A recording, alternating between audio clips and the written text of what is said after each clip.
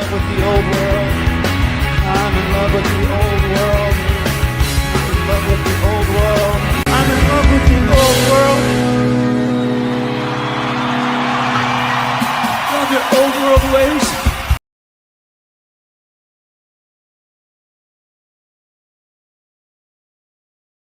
I'm in love with the old world.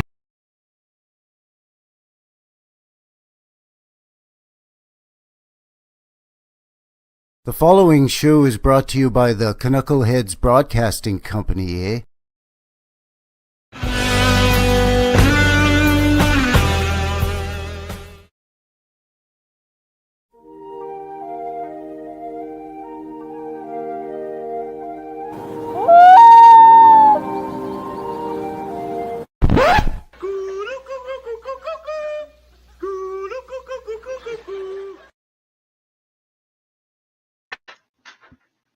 All right, and we are live.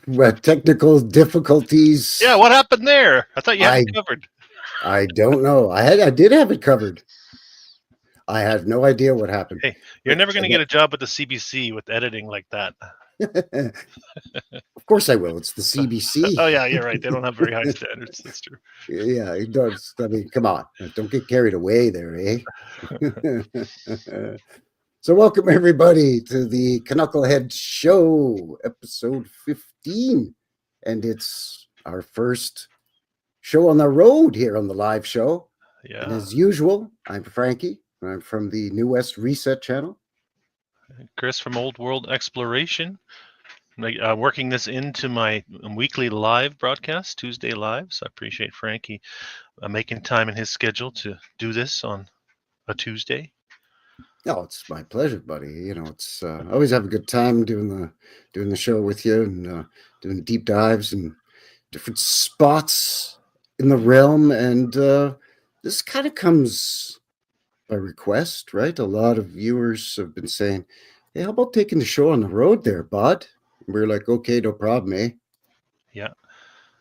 I had a viewer, Ruth. She sent me a whole bunch of references to check out in Glasgow. Originally, it was going to be I was going to make a video, and I still might, but we're working it into our live broadcast. I think this will be fun. A bit of a departure from what we've done so far on the Knuckleheads. So yeah. So if you're new to the show, please subscribe to both myself, New West Reset, and Chris at Old World Exploration. And it just kind of helps both of us out.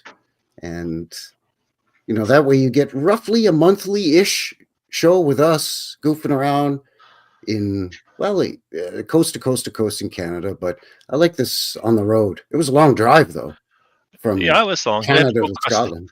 The ice. We had to go across the ice up north to get there. Now I know how the Vikings did it there, eh, bud? They went up to Baffin Island, across to Greenland, and then it's just a hop, skip, and a jump from Iceland there, eh? I picture you and I on a little chunk of ice, just like Elf, like Buddy the Elf. That's right. Floating our way over to Glasgow. Yeah. A couple of poles to kind of push us along. Yeah. And I was going to say, too, it's a labor of love what we do on our channels. Yeah, we're not in it for the big bucks or the fame or the riches, although it all comes with the territory. That's right. But we'll get paid in donuts and maple syrup, which is how we survived on those ice floats to get to Glasgow. That's right. Glasgow. That's right. Yeah, this is all about this is a labor of love for both of us. This is about getting the word out from our perspective, and hoping to hear your perspective as well is a big part of why I do what I do. Very interactive. Yeah, exactly. Yeah, and that's the thing about your channel is you do your lives, as mentioned, Tuesdays. Yeah. And Fridays you do your uploads where you do a deep dive on a certain point in the compass or on the map. Yep. And you hone in on a city, and you've kind of poked around everywhere. Yeah, I'll hone in a city. Recently, I honed in on an architect. I'll be doing that again this Friday. So and sometimes a particular type of building.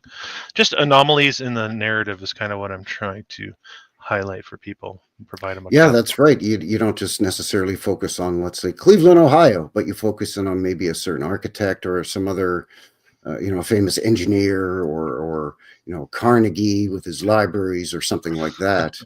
So it's very in depth. So links below, by the way, everybody, for both of our channels and how you can get a hold of us. Yeah, and Frankie does a weekly live every Sunday. You try to do one every Sunday, is that correct? Yep, every Sunday, New West Reset Live. And you have a Wednesday. Mostly Canadian content, but once in a while, guys gotta, fellas gotta stretch his wings, and kind of poke around. Yeah. See what's what. Yeah, then I do a boots on the ground every Friday. Speaking of poking around and seeing what's what, I do that in my own backyard here from Calgary, here in Alberta and Canada land. Cowboy narrative in Calgary, right? Big time. Yeah, like Texas or Oklahoma, rodeos, striking oil, cowboys and Indians, all that crazy stuff. Yeah. Yep. Plus the fur trade. Don't forget that their Yes. fur trade with the beaver pelts there, eh? Yes, the Brits. Can't forget that. So what did you know about Scotland and Glasgow, to be more precise? Well, I've got a bit of Celtic blood in me. It's the Irish blood, but there's not a lot of difference. The Irish and the Scots are mutually hate the English traditionally. So there's a bond there with the Irish and the Scots. Yeah. That's like me. My grandpappy was, Scots Irish. He was born in Canada, but of Scots Irish descent. Yeah. I think of, there's always the stereotypes, just like we have our maple leaf. They have their kilt and their haggis, right? Just like we have our maple syrup, they have their haggis, which is some Yeah. And they've got their bagpipes. Yeah. And all that stuff. Sheep's But stomach. as Canadians, and even just over in North America, really, it's like we're fed just like everything else, we're sort of drip fed these little tidbits that are kind of easily digestible for our brain, right? For our brain to go, oh yeah, that's a Scottish thing, a sporran and a kilt. Yeah. A Glasgow kiss. You know what a Glasgow kiss is? Oh yeah, drop the rock on them. That's right. Used to say. That's right. A headbutt, folks. We're talking about a headbutt. Yeah, a nice, good, clean headbutt. That's right. A Glasgow kiss. The Glasgow kiss. Give us a kiss. Give us a kiss. But I mean, it's kind of, again, it's fed through, all kinds of filters, most especially pop culture, right? Like stuff like, if it's no Scottish, it's crap. The Scottish guy being done by a Canadian guy, right? So that's classic. Right. So yeah. So admittedly, I didn't know much either. Castles. Yeah. But more like countryside ruined castles, sort of. Green rolling hills, the Highlands, Yeah, and the ruined Highlands. castles. Yeah. Yeah. But aye, laddie, the Highlands there, up yonder, up in the moors in the Highlands, over on the loch. That's a terrible. No, it's good. Terrible Scottish accent, and I've now offended so many people. the Ness too, Loch Ness, right? Loch Ness, yeah, Nessie. That's right, the monster. Yeah, what a great tourist idea that is. She was everywhere in the 70s. I remember as a kid, it was stuff like the Bermuda Triangle, Bigfoot, Loch Ness Monster, and Nessie. Yeah, those were the big three. People were losing their minds. People were diving in there, homemade submarines. People were risking their lives trying to see Nessie, because it's not like you could go down there underwater with your 70s era technology Polaroid camera and take a photo of it. So I don't know what they were trying to do.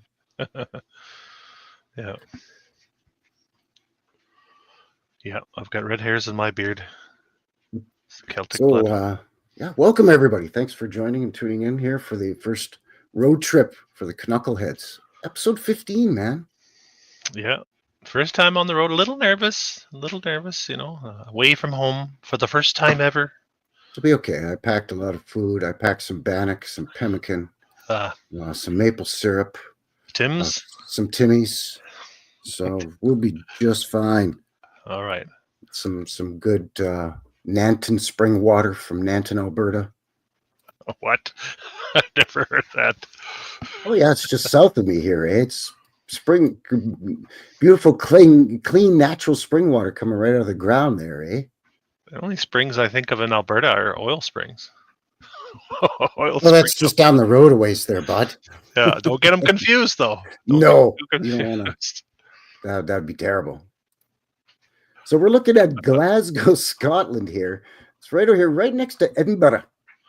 Do you know anybody personally from Glasgow or I Edinburgh, do. for that matter? I do. Actually, so my mother was in a Celtic band for a very long time, and two of the people in that band were from Glasgow. One's passed away now, but the other one's still alive, and I think he's gone back to Glasgow now. Ever since she passed, they were husband and wife, and wonderful people. Wonderful people. Nice, nice. Yeah. Yeah, I got a buddy that's from Edinburgh. Ah. They've got a very competitive streak against each other, Glasgow and Edinburgh. It's like Calgary, Edmonton, or like Yeah, that almost Toronto, looks like it. Montreal or something. It almost looks like it as you scroll out, Calgary, Edmonton, almost with the spelling too. There's a name for that belt too, that strip of land from coast to coast there. It's kind of, if you see a night shot, it's lit up like a belt as it rolls through there. Yeah. Well, yeah, because you've got Airdrie here and you've got all these other cities and so on, right? So yeah. Plus, I think that's a major thoroughfare. Yeah. So this is the area that we're talking about right here, Glasgow. It's Scotland here. It's I think it's the most populated city in Scotland. I don't know. I'm going to see. What do you say we have a look at the wiki and see what kind of wacky wonders? I would have guessed Edinburgh, but I didn't actually look at that. So interesting. See what the wiki says here, just for. Well, there you be. For giggles. Glasgow.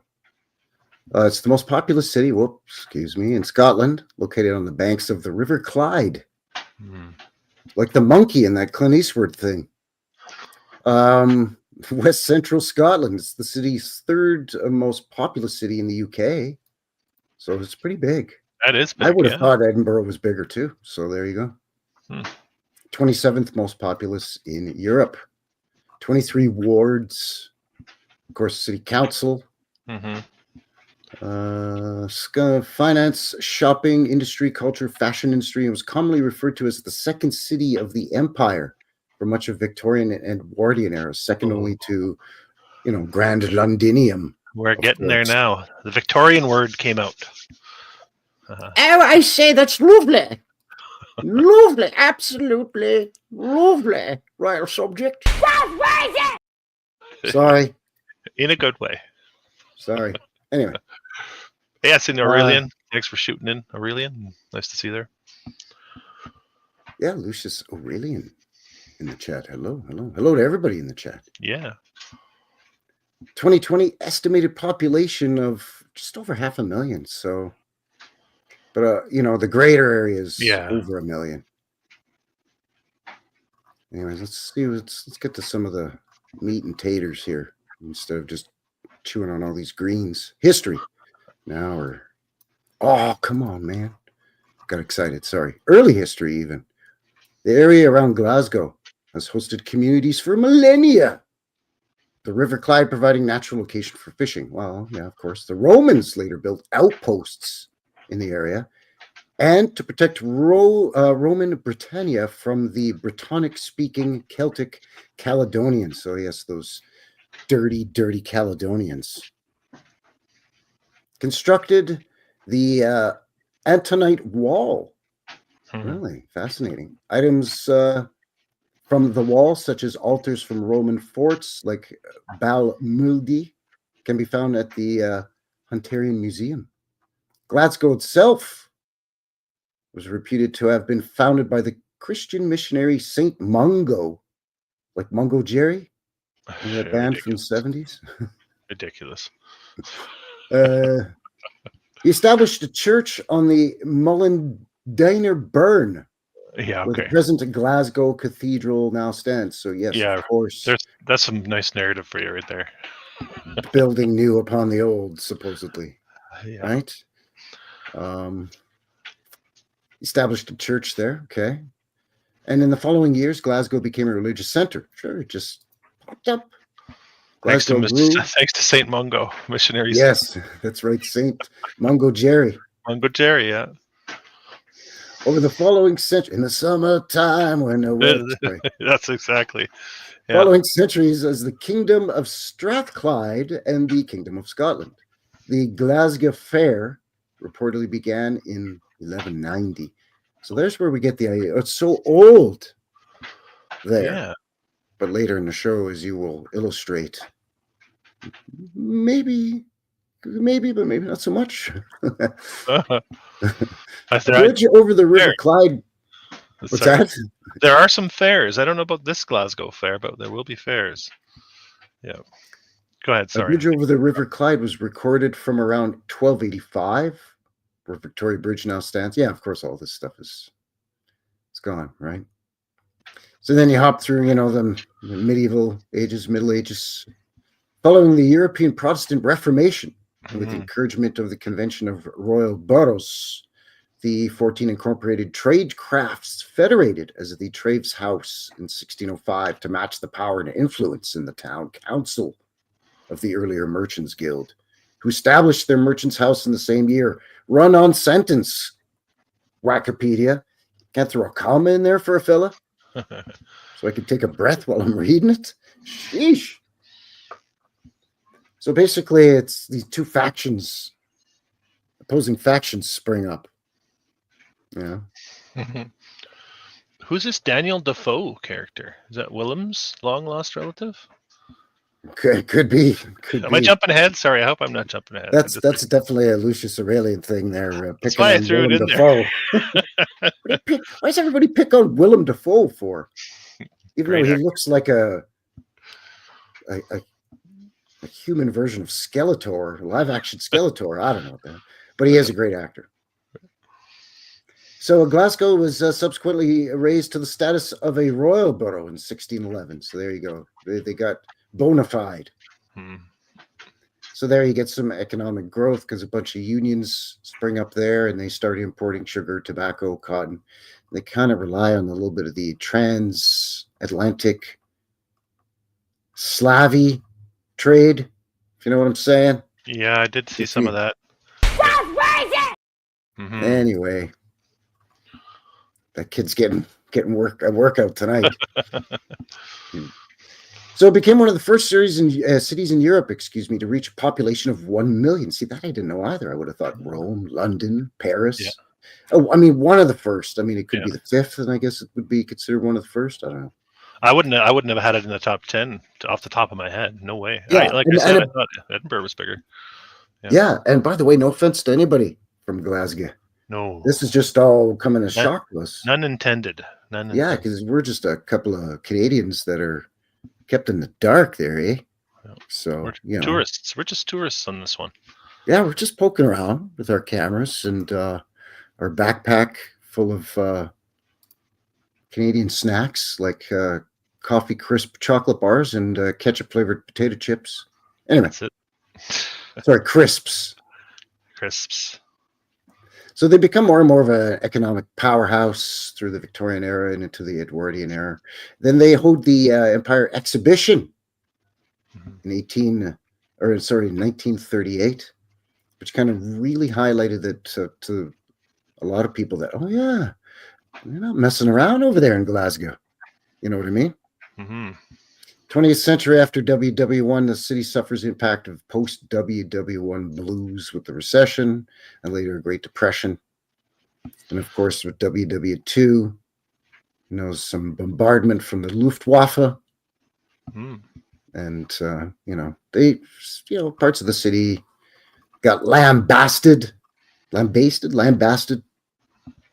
you can see a lot of beautiful government buildings, which I'm sure you'll get into, so I don't want to let the cat out of the bag too much. But yeah, that's a lot of that was surprising because I would have thought that we would have been seeing a lot more of, so-and-so did this or that. I mean, I did kind of skim over some of it, but, so-and-so did this or that, the founding of, Glasgow in the year, this or that. But it just kind of seems that, some guy kind of built a little church there on top of some ancient holy grounds, and then from there it became a major trading outpost. And you're like, wait, what? Yeah. So, It seems a bit thin to me. It seems like maybe some of those trades you got together, like they said, those trades organizations, gentlemen's clubs, if you will, Mhm. and got to work writing a story for us. Yeah, there's Ooh. definitely some kind of, it's definitely glossed over. And again, I did kind of speed read and jump through some of that narrative, but a lot of it was not necessarily the armor that we're looking to poke holes into, if you know what I'm saying. It's just irrelevant, right? Mm-hmm. But of course, there is a fire narratives for Glasgow, so Well, there's there you always go. that. So there's tick some boxes at least. Yeah, you know, I didn't know definitely this. some box tickage here. Glasgow's Great Fire of 1909 broke out on August 17th, apparently triggered by a gas explosion. The conflagration, it's always a fun word to try to trip over with your tongue, destroyed buildings on Ingram Street between Shuttle and High Streets. Then quoting from a Glasgow Story website, this, by the way, speaking of websites, is from the Glasgow Fire Journal blog. Link in the description below. They say, quote, most of the buildings were warehouses thought to have contained wine, spirits, clothing, and foodstuffs. Really, wine and spirits in Scotland, you say? No, come on. I'm picturing the outcry of rage and tears of sorrow at the when once the citizens found out about all these wine and spirits. I know, not all of our spirits, lad, no. What would you like? Now, that is a big question. What would we like, Victor? Oh, what would we like, Jack? We would like it to be warmer in here. Yes, and for the decor to be a wee bit more inviting. And to lose the stale smell of pish. To drink. 2 lager. There you go, 2 lager. A couple of men after my own heart. Yeah, give us a couple of lager, a couple of pints of lager. Yeah, I'll take some of that as well. So at about 1 a.m., the frontages of the buildings collapsed into the street. Oof, yo. You know, again, that highly flammable masonry. Yeah. The falling masonry narrowly missing several firemen who had come to the scene from Central Fire Engine Station, just around the corner on College Street. Thank goodness they didn't have far to go to come and watch the building collapse instead of, putting out the fire. They're after the wine and spirits. Yeah, they were too gobsmacked that the wine and spirits were going up. Yeah. Oh, no, nice. Say it's not so, laddie, please. Nay. You'll need have me spirits. Sorry, go. Well, I mean, come on, If it's no Scottish, it's crap! That's right. The fire had a firm hold when the brigade arrived. 5 steam engines, 2 motors, 1 fire escape, and 2 hose and ladder carriages responded. 16 hydrants were available. They were spaced about 180 feet apart. 7 had 2.5-inch outlets and 9 with 2-inch outlets. The pressure varied from 80 to 90 pounds. Well, that's very, very detailed. Very For specific. some reason. Both gravity and direct pressure stated to have been used. The mains, of which there were 3, were 4, 7, and 9-inch, respectively. 10 engine steams were also thrown, making a total of 26 streams played. Very specific. Wow. Well, I guess it is a Fire Journal blog. Yes, good point. But still, I mean, that's a lot of information. It's a TMI. lot of information. The nozzle, they even got the nozzles. The nozzles ranged in length from 17,000 feet was employed. And of this 12/10 bursts, it is described as canvas. Nozzles described as GFB pattern reused. Okay. Wow. This is very detailed. Yeah. Generally the case in such disasters, everything favored the rapid advance of fire, which broke out in one of the Ingram Street warehouses shortly after midnight on August 16th. The buildings, without any claim to fire prevention in construction, were owing, it is said, to a strike of plasterers at the time of their erection. Doubly lined with wood. Of course. The stock was large and consisted mainly of provisions and soft goods of an inflammable character, which a spell of hot, dry weather had prepared for ready ignition. If it's so inflammable, why the masonry building collapsed into the street as a result of this blazing fire. One wonders. Feels like that's supposed to say flammable, not inflammable. So it doesn't make sense. Could be wrong though. Yeah. Unless it means the same thing, and I just don't know. Well, there's always that flammable, inflammable, Unflammable. unflammable. Yeah. Anti-flammable, non-flammabilized. Yeah. You know, it's just verbal cheetah flips. Yeah. Had the fire been discovered in its early stage, it would in all probability have been dealt with as effectively as had previous fires in the same block of buildings. Oh, great. So they've had previous fires in the same area. It's not the first time we've seen this. But we'll rebuild it without any fireproofing. Why? Because we like to Exactly. watch our spirits burn. We'll put all the wine and spirits in there. Again. I just don't understand. I don't believe you. That's the thing, right? Historical narratives like, come on, you're just not selling me. You're just not selling me on these things. Just silly. Well, sometimes they sound rubber stamped, so they sound really familiar, and sometimes they just sound complete made up gobbledygook. You know what I'm saying? Yeah. So like let's confirm this fire thing here, because I got another source here, another website. Okay. This is the Glasgow Times, but online, so it's .co.uk news. Mm-hmm. And let me get it up here for you.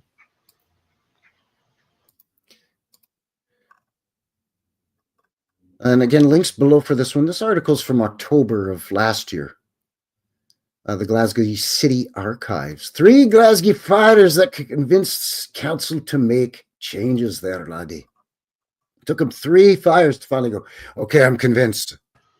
Yeah, it's, third time's a charm, I guess they say. Yep. Glasgow suffered at least 3 major fires in the 17th century, which convinced the council and the city's inhabitants of the need to have the means to extinguish fires within the city. At least 3. Until the early 19th century, firefighting in Glasgow was a public duty. Yeah, volunteer fire brigade. But with some involvement by the town council and latterly by insurance societies. So insurance companies in charge of putting out fires. She means business, this lady. She's a lovely looking woman. What are you talking about? I didn't say she looked. I didn't say she's ugly. She just looks like she means business. She's very firm in her convictions of whatever she just said or is about to say. I'll give you that. She's good at disciplining. A handsome Canadian woman. Yeah. Perfect for the rugged north. On these cold, That's right. Yeah. these cold Canadian days. Anyway, Colder than a witch's teat. that's right. Colder than my ex-wife's heart. She'll be out there helping you chop the firewood, to be sure, but anyway, we know that Glasgow experienced a serious fire in 1601, which destroyed much of the city. There's no detail about the measures taken to extinguish it, though. We just know about it. Yeah. So do you know how they put it out? No. I thought you said you knew about it. Well, we kind of know about it, I guess. We know much more about a fire 50 years later, which are recorded in detail in the council minutes. So fire in 1651. Oh, sorry, I guess in 1652, because on June 17th, 1652, Glasgow was partially destroyed by a great fire, which raged through the Salt Market, Brigate, Gallowgate, and Trongate. Houses, shops, and warehouses were burnt to the ground.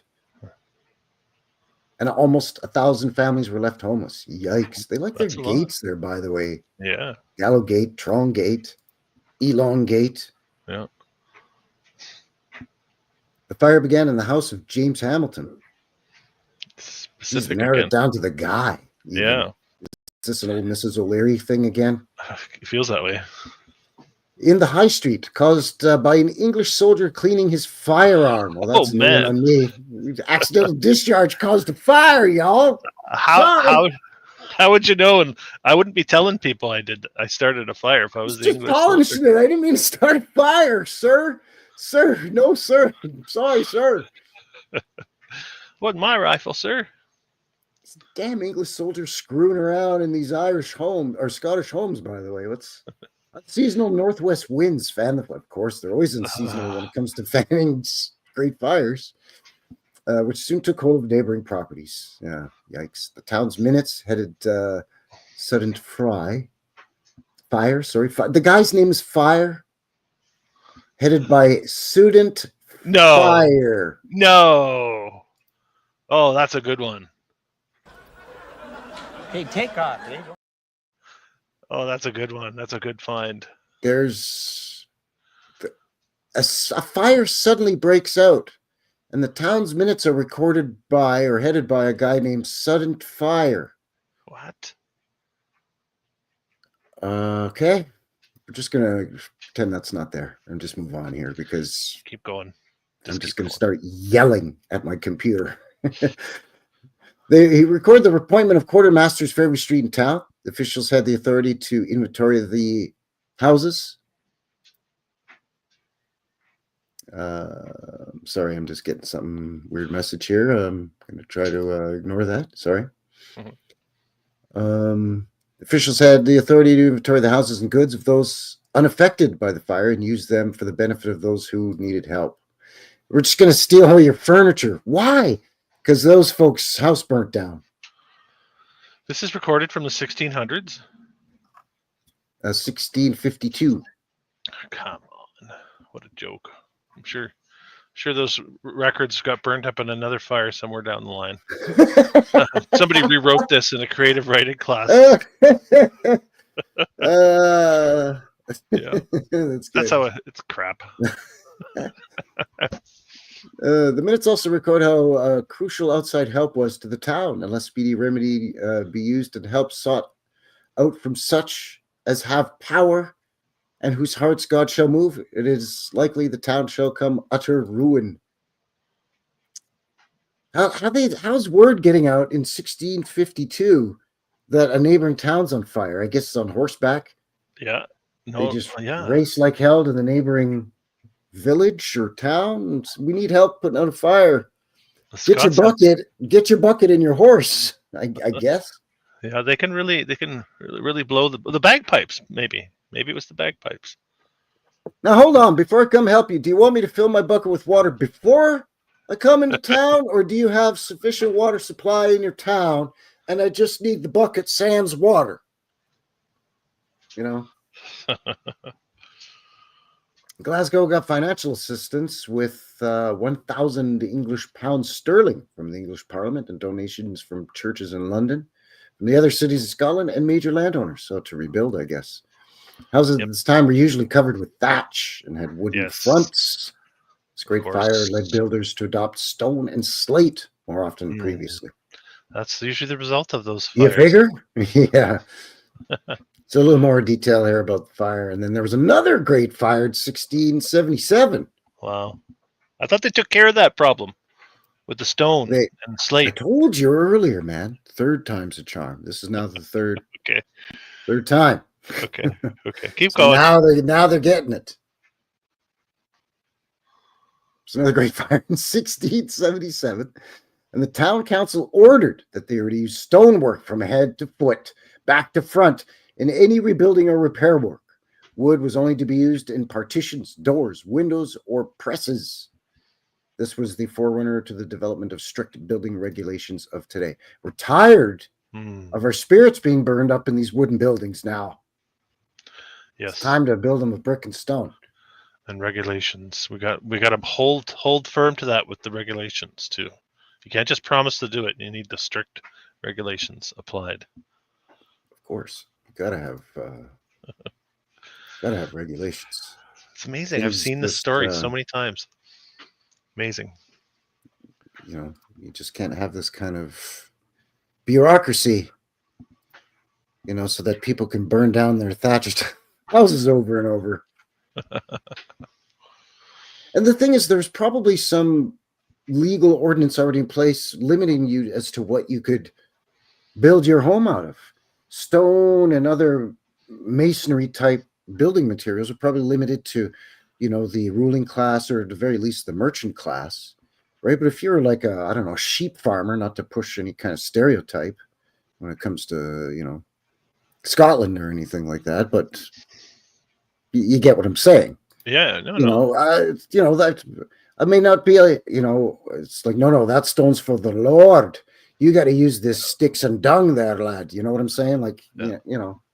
Yeah. In 1725, the council invested in a fire engine from London at £50 to provide a more efficient means to extinguish fires. Finally, they get a fire engine. It takes up into 1725 before they finally get one fire engine. Dragging the feet a bit over there. A little bit.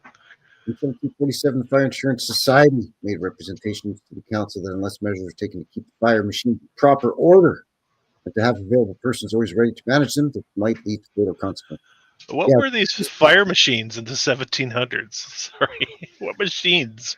Was these the steam? That would be early even for steam, wouldn't it? No, it's mid 1700s steam. Yeah, they had Okay. Yeah, they had steam power, pistons and all of that stuff by then. Yeah. A bit of a stretch, though. I don't know. And flywheels and all of that. Mm-hmm. But even still, they got to be reminded, okay, you got your engine. Now, don't forget to take care of it now. And don't forget to have people around that know how to use it. Oh, right. I'm glad you told me in an official letter. Otherwise, I would have forgot. And then everything would have burned to the ground again. That's right. Oh, I don't get it. Anyways, link below for that. 3 fires. Wow. In the Glasgow Times. Nice digging. Well, I've got one last one. Because I was thinking, well, surely there couldn't have been more than just 3. I mean, and by the way, if you have 3 tremendously terrible fires, they can't all be great fires, right? Like, you can't have 3 great fires. Like, can we make that a rule, please? Like, there's one great, and then the others are pretty good. Or there's only one great, not as good or right. Like, great makes you think that's the worst in the history, right? Yeah. That's what so when you say we had 3 great fires, it's kind of being a little greedy. Aren't you being a bit greedy? There can be only one, isn't there? Yes. There you go. Speaking of Scottish, a Highlander. That's right. That's the other thing that I know from about Scotland from pop culture is, of course, how could I forget Highlander? Where a real Scotsman plays a Spaniard for some reason. Yeah. Oh, that's funny. And then a Christopher Lambert is what, Belgian or French or something? Something like that. He plays the Scotsman. He plays a Scotsman. Like, what in the Sam Steele is going on this thing? But anyway, great movie. Yeah. So this is from historicuk.com, History of Britain. Whilst researching our article on the London beer flood of 1814, that sounds fantastic. Yeah, I would love it if there was a Calgary beer flood. But unfortunately, we just get the Bow River and the Elbow River that overflood and then flow into one big giant river. It's not as fun as beer. Anyway, we were surprised to find out that it wasn't the only alcohol-related disaster to strike one of the UK's great cities. Built in 1826, the Loch Catherine distillery was situated in... What's that? Are you going to show us this article, or are you just going to read it out? Oh, I'm sorry. Thank you for the heads up. I need my subtitles, so on my closed captioning. So I read along while you speak. There we go. I'm sorry about that, people. Thank you. Thank you for the reminder. This is historicuk.com, UK history. Sorry about that. So in the early morning of the 21st of November, 1906, one of the distillery's massive washback vats collapsed, releasing a huge amount of red-hot whiskey. Wow. Red hot. The vat held around 50,000 gallons of liquid. It was situated at the top floor of the building. As the wash charger burst, it carried away with it 2 more huge vats of wash. A fermented liquid about 7 to 10 proof. That's a decent table wine. Imagine the emergency crews on this one. You don't have a cigar for the life. Whatever you do, please don't have a cigar. Don't light a cigar. Yeah. This now vast amount of whiskey flowed down through the building into the basement where the draft or malt refuse house was situated. In the street outside, a number of farm servants with carts were waiting to pick up the draft for cattle feed. The tidal wave of hot liquor, smashed into them, throwing men and horses across the street where they struggled waist deep in the alcoholic mixture. Now that draft had been added to the mix, the flood had turned into the consistency of liquid glue. Oh, weird. The police arrived quickly at the scene. Of course, spilled whiskey. Get out of my way, lad. Yeah. I've got to get on the scene right now. I can not wait any longer. That's Bring the other straws. thing. That's the other thing I know from pop culture about Scotland is Scotty from Star Trek. Even though he wasn't Scottish, he was Canadian. Giving her all I can, Captain. That's right. I'm an engineer, not a magician. Two of the first victims to be rescued were David Simpson and William O'Hara, and they were blind, stinking drunk by the time they got to him. These two men had been in the draft house in the basement when the torrent had swept them out into the street. The force of hot whiskey mix was such that one man had half his clothing washed away. Sure, he didn't just get drunk and peel it off. Hey, everybody, it's my birthday. Whoopee! I'm going to wear my birthday suit. The only fatality was James Ballantyne, a farm servant, from a Hinland farm, Busby. He suffered severe internal injuries and died shortly after admission to the infirmary. Probably died smiling, though. Just had to say it. So, it's a long time ago, people. That's an odd one. 120 years. There were many lucky escapes. The mobile liquid mass struck a bakehouse situated at the back of the distillery. One man was flung against a wall in the resultant panic. The other man had great difficulty in getting in and out. Some of the bakery equipment was swept along the floor of the bakehouse, and the staircase collapsed. 4 men trapped upstairs had to jump out of the windows to escape. I'm trapped by all this whiskey. What am I going to do? Angus, get a straw. The elderly woman, Marianne Duran of 64 Muirhead Street, was seated in her kitchen when a massive wave of whiskey, draft, bricks, and debris swamped the room. Poor lady. After attempting to climb out the window, she finally managed to escape through the door. The Loch Catherine Distillery closed the following year in 1907. You don't say. You don't say. That's impossible. That is the craziest. Yeah, that's a wild one. Nincompooped thing. You know, even before you showed me that article, I was going to say these stories feel like a creative writing class from early high school. You know, that haven't been marked or edited yet. And then you show me this one. And yeah, just come up with the most cockamamie and pushing the stereotype of, I mean, I was joking around, making fun of, Scots drinking and whatever. But I mean, come on, that's one of the stereotypes. So even back then, they got to push the stereotype, If it wasn't just, I mean, anything could have flooded through that town. But it sounds made up, and it sounds like, well, if we're going to make it up, we might as well go with distillery and whiskey. I mean, it is, Glasgow after all. Yeah, and we'll apply too much detail in weird areas and not enough in other areas. Yeah. Call it good. That poor lady that got bombarded with brick and hot whiskey, though, sitting in her kitchen minding her own business, probably having her morning tea or afternoon tea, Just, hey, it's a lovely day out today. And blammo! Gets hit in the head with a brick. She probably thought, I'll show you whiskey, woman. And a big wave of whiskey came flowing through the kitchen. Right? Yeah. What is going on? Anyway, I thought that was fascinating. So link below for the Wikipedia, and then of course the Glasgow Fire Journal, the Glasgow Times, and Historic UK with the whiskey flood of Glasgow. Shenanigans, I'm calling it. Shenanigans. Good finds. Some good narrative for us. Yeah, I was I'm not gonna lie, I was shaking my head when I saw the whiskey flood, but there it is. So what do you say we I guess let's get time to maybe take a quick break. What do you think? Yeah, sounds good. I got a file ready to go after the break. So excellent. I'm going to queue up a video that I've got here that is from, it's of Glasgow, and it's from 1901.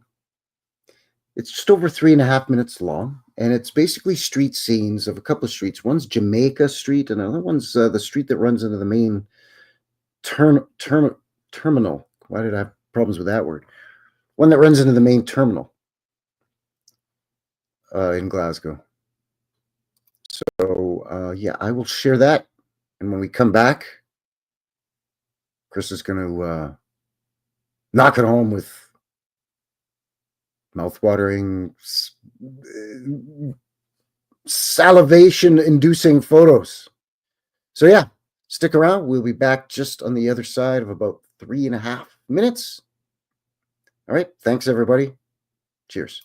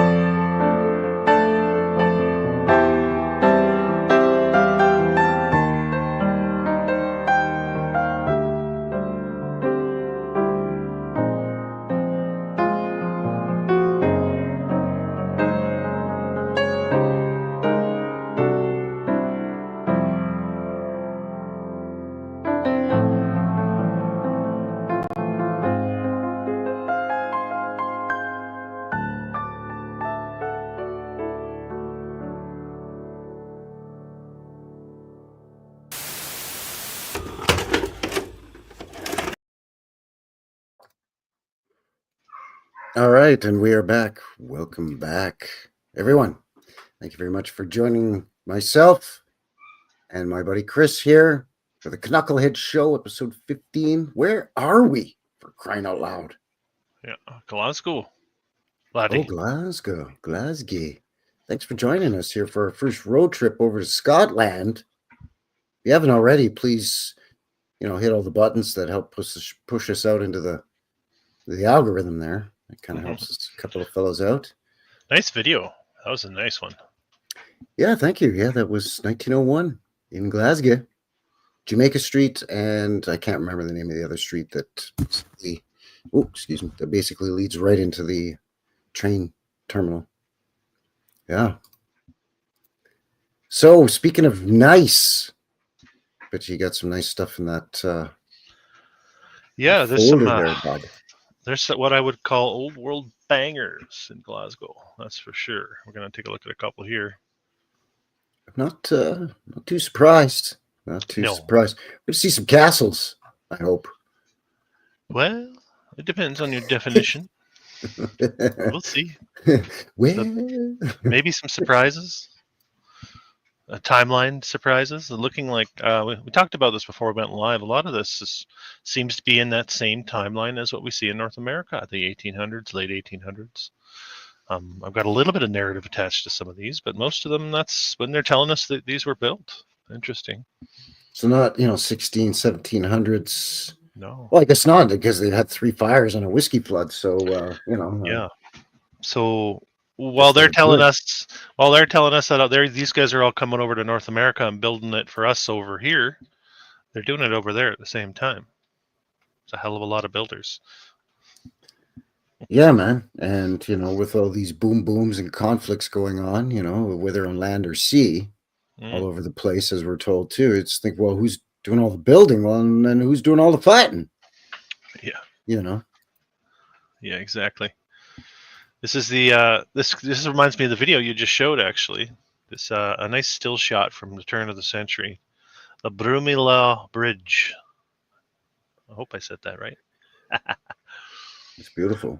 You know what I liked though was the horse-drawn double-deckers that we saw in your video as well. You were seeing them here, a part of the rail lines. Yeah. Well, look how wide that bridge is for. You think, okay, it's fairly robust, right, and pretty high up off the surface of the water for shipping purposes and so on, right? But look how wide that is. That's a lot of work. Yeah, it's they have big wide sidewalks, and then enough for traffic on either side of 2 lines for the tram. Predating automobiles, that's for sure. So, and this is late in the timeline. This would be turn of the century, and most of the places will have been said to have switched to electrical power for the rail lines, but they're still pulling them with horses here in Glasgow at this time. Yeah. I talked about recently how some cities in the UK, it was Nottingham, Bradford, and Sheffield. All 3 of them, I believe, if I'm not mistaken, had like a triple overlap where they had horse-drawn streetcars or trams, trolleys, whatever you want to call them, being pulled on the rails, steam-powered, like steam engines pulling trams on the rails, and electric trams on the rails, all simultaneously, as they were phasing one out and phasing in new ones and so on. Yeah, interesting. It was ridiculous.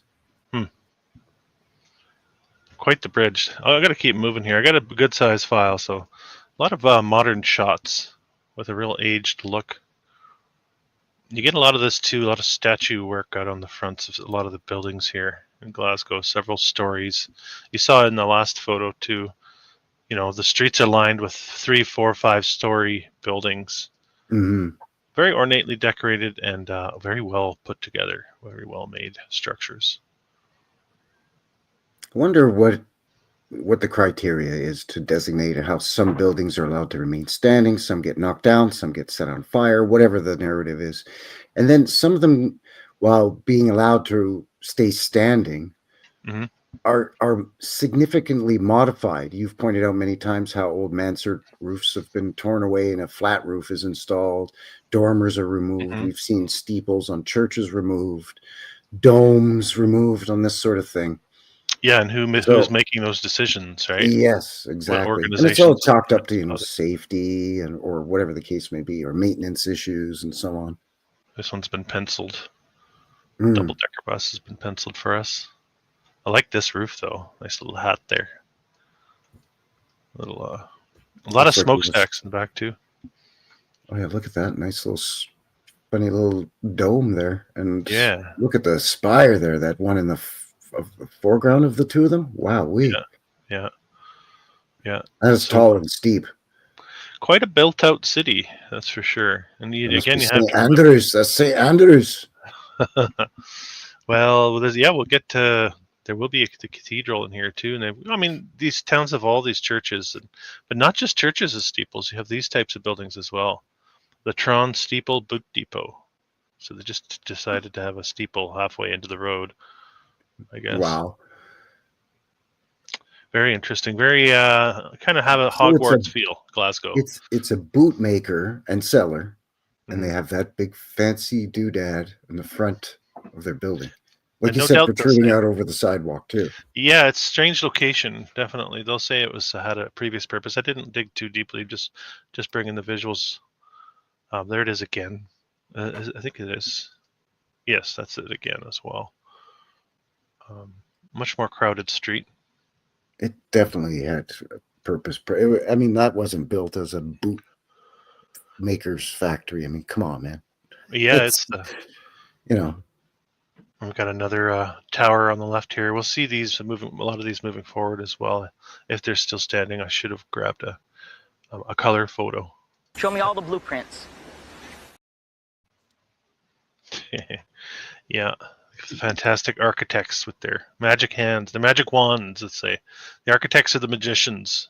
I think trying to make us believe that these guys drew these things up when they did in a short period of time, and then they built them in a short period of time.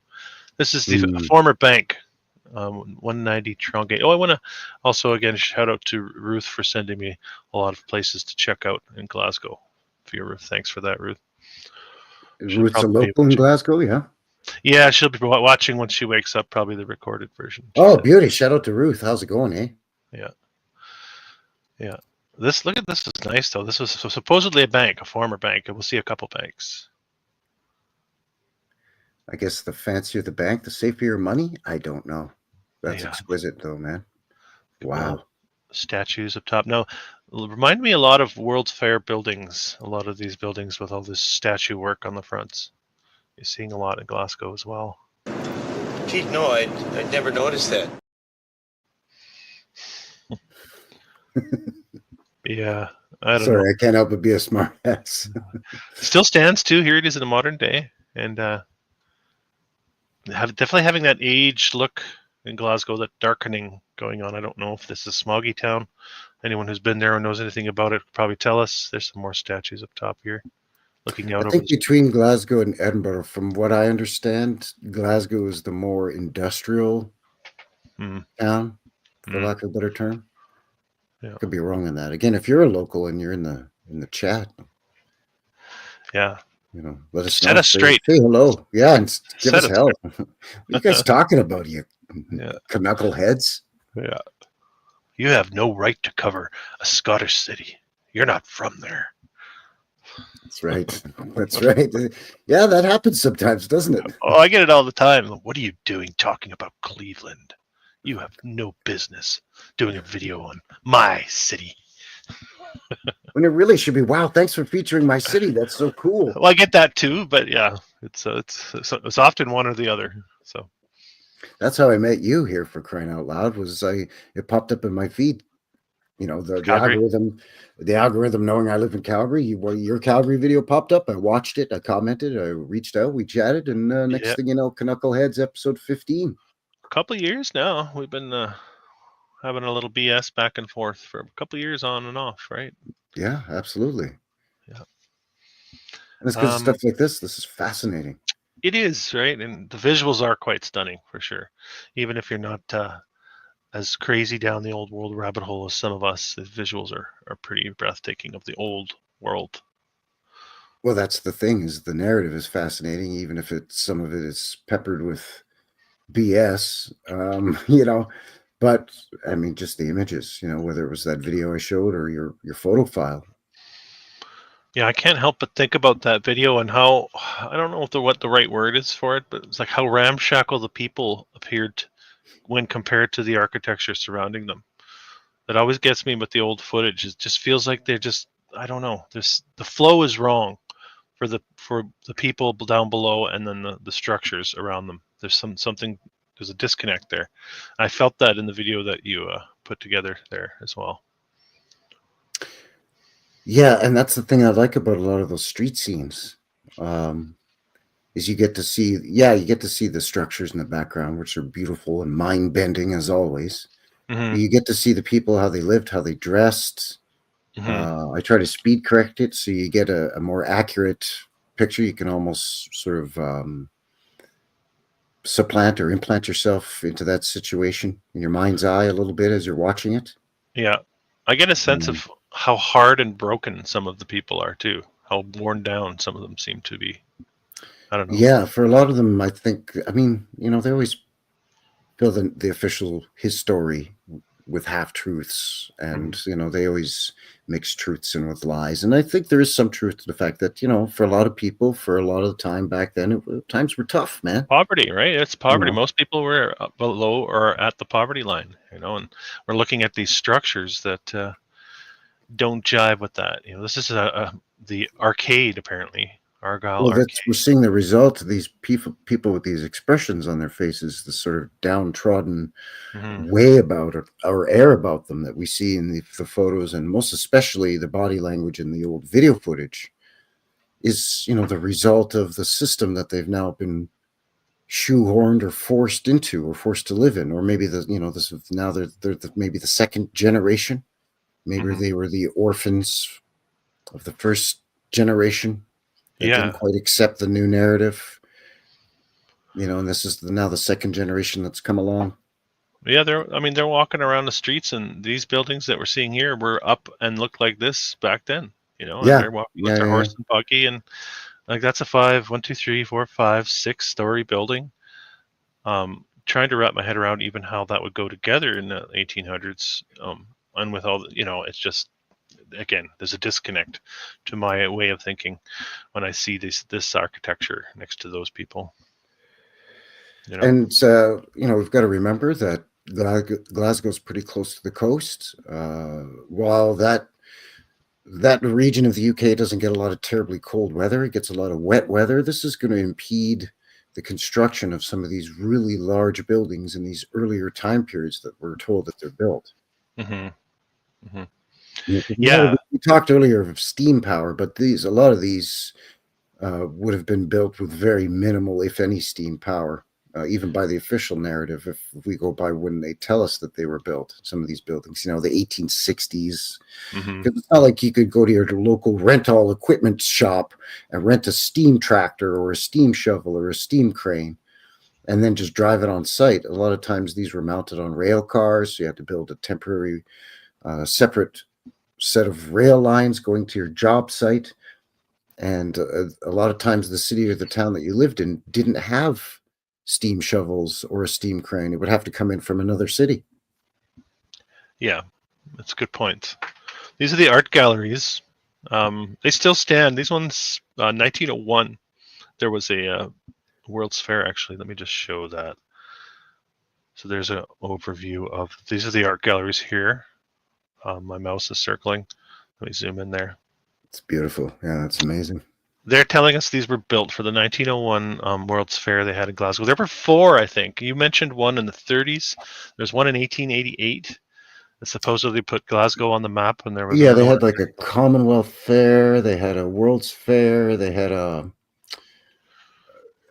Jubilee Fair. Like they've had these big UK related or world related fairs. Yeah.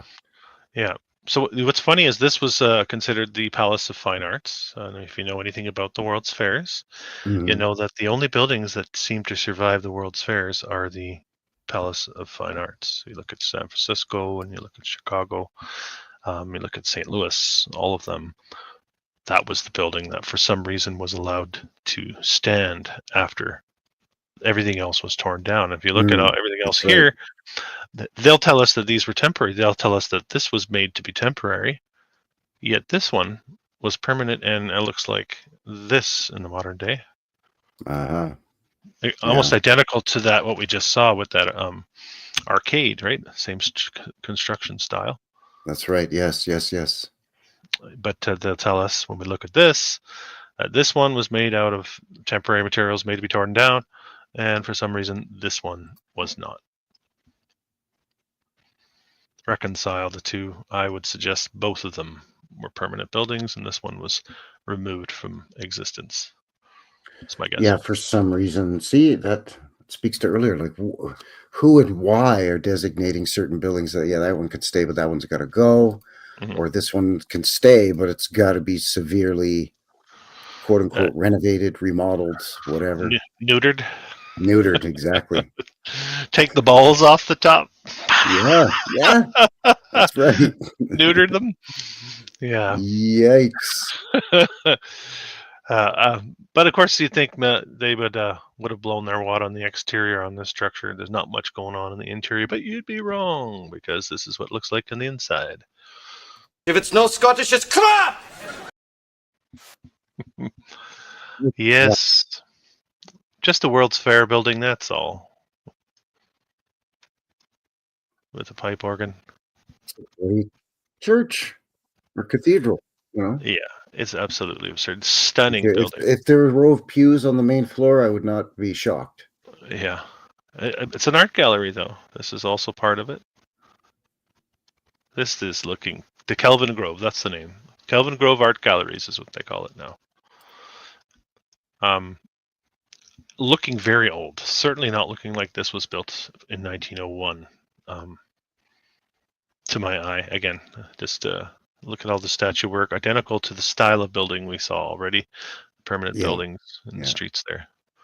And I would like the little tiny domes on top of all of those little towers and little tiny cupolas, and they look like little hats almost. It's just so much work, man. Like, yeah.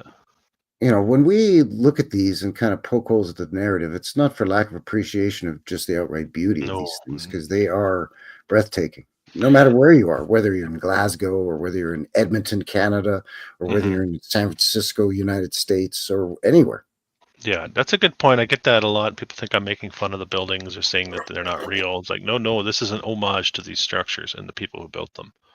That's what I'm doing here. Yeah, that's these are some of the little peaks through or under the veil of the previous, what was previously here. And there are hints as to perhaps what its previous function or purpose was, and we're just not, as of yet, able to interpret or read those hints. We haven't found that Rosetta Stone for the architectural messages yet. Yeah, we're clutching at straws. I don't know what the word is, but we're trying. We're trying to piece something together that is just too hazy yet to solidify. Perfectly put. Intricate and stunning. Yeah. Absolutely. Certainly worthy of the time and dedication that I put into my work. These buildings need to be remembered. I want my kids to know that these existed. I want their kids to know that these existed. So it's preservationist mentality is what we're doing this for. While we speculate on what may have actually been. This one looks kind of Moorish. Yeah, they're calling it the Athenaeum. There's some more statue work on the corners. Yeah, a lot of portals in it too. Wow, incredible, right? Yeah, like little columns between each one of those upper windows along there too. A lot of work goes into that. A lot of work. Yeah. This is what do we have it labeled as? I'm not sure. I can't read it. Some interesting things coming out of this one. So this is, first of all, quite a unique building, showing us again the hat. The copper dome hat that we're seeing. The statues. So much statue work. Looking down on the road below. They like that style of dome, it seems. Yeah, it's over in Glasgow. Yeah, we haven't seen a lot of that, have we? It's like the octagonal It's Oh, still, it's not, Angus, no, don't put a regular dome on there. No. Put that dome that's kind of flattened out at the bottom there a little bit. I was gonna say, Right, that's the one. Aye, that's the one there. it reminds me of a certain group during the 40s that I don't want to. There was a big conflagration in the early 40s, 1940s, and one group had a certain type of helmet, maybe stormtrooperish. This is almost like even, but with that flare on the bottom. Right. Like I see what you're saying. Stormtrooper. Yeah, But you it's can just extra effort that doesn't go unappreciated. But again, Yeah. going by the time period, the narrative, times was hard. We saw it on the faces of the people, 20 minutes ago on that video? Yeah. But they've got the resources and the motivation even just to climb up there in the Scottish rain and erect that type of structure, that specific type of dome. You can't just build, a pitched roof to drain the rain off. No, it's got to be a fancy dome. Like, it's beautiful, but it's a lot of work. Keep in mind how many are supposed to be immigrating to North America at this time as well, right? A lot of Scots made their way over here, we're told. So this is interesting too. You're seeing the lower reaches here of this building. You're seeing a bit of a slanted mud flood effect going on here, like a regrading that possibly went on. Yes, yeah. And I did. I'm not going to play the video, but I'll try to get this in the description as well. I have. You got to put a railing there so people don't fall down. Down into the main floor, right? Okay, what we want to do is build this building with a lot of death traps, so that we have to have an additional expense to put little fences around these death traps. Yeah, exactly. Yeah, I found this little video. These people say that when they worked in a pub in the cellar, there was a cobbled street on the floor of the cellar. But it's been concreted over since, right? But because they felt the cobbles were a safety concern for the staff, which is interesting as well. But it gets into the underground. I know Edinburgh is notorious for having an underground city, and I think Glasgow falls under the same category as well, as far as I know. A lot of underground mysteries. Yeah. Anyway, I just thought I'd share that. I did find the video. I'm sure there's much more if anybody wants to pull at that thread, the underground of Glasgow. Well, I'm not surprised, again, looking at the slope or the angle of that street and the resurfacing with poured concrete sidewalks. And then they've got, we got these half-buried windows here. What do we do? Just put a fence around it and it'll be all right. Yeah. This is a little look at Bridgeton Cross.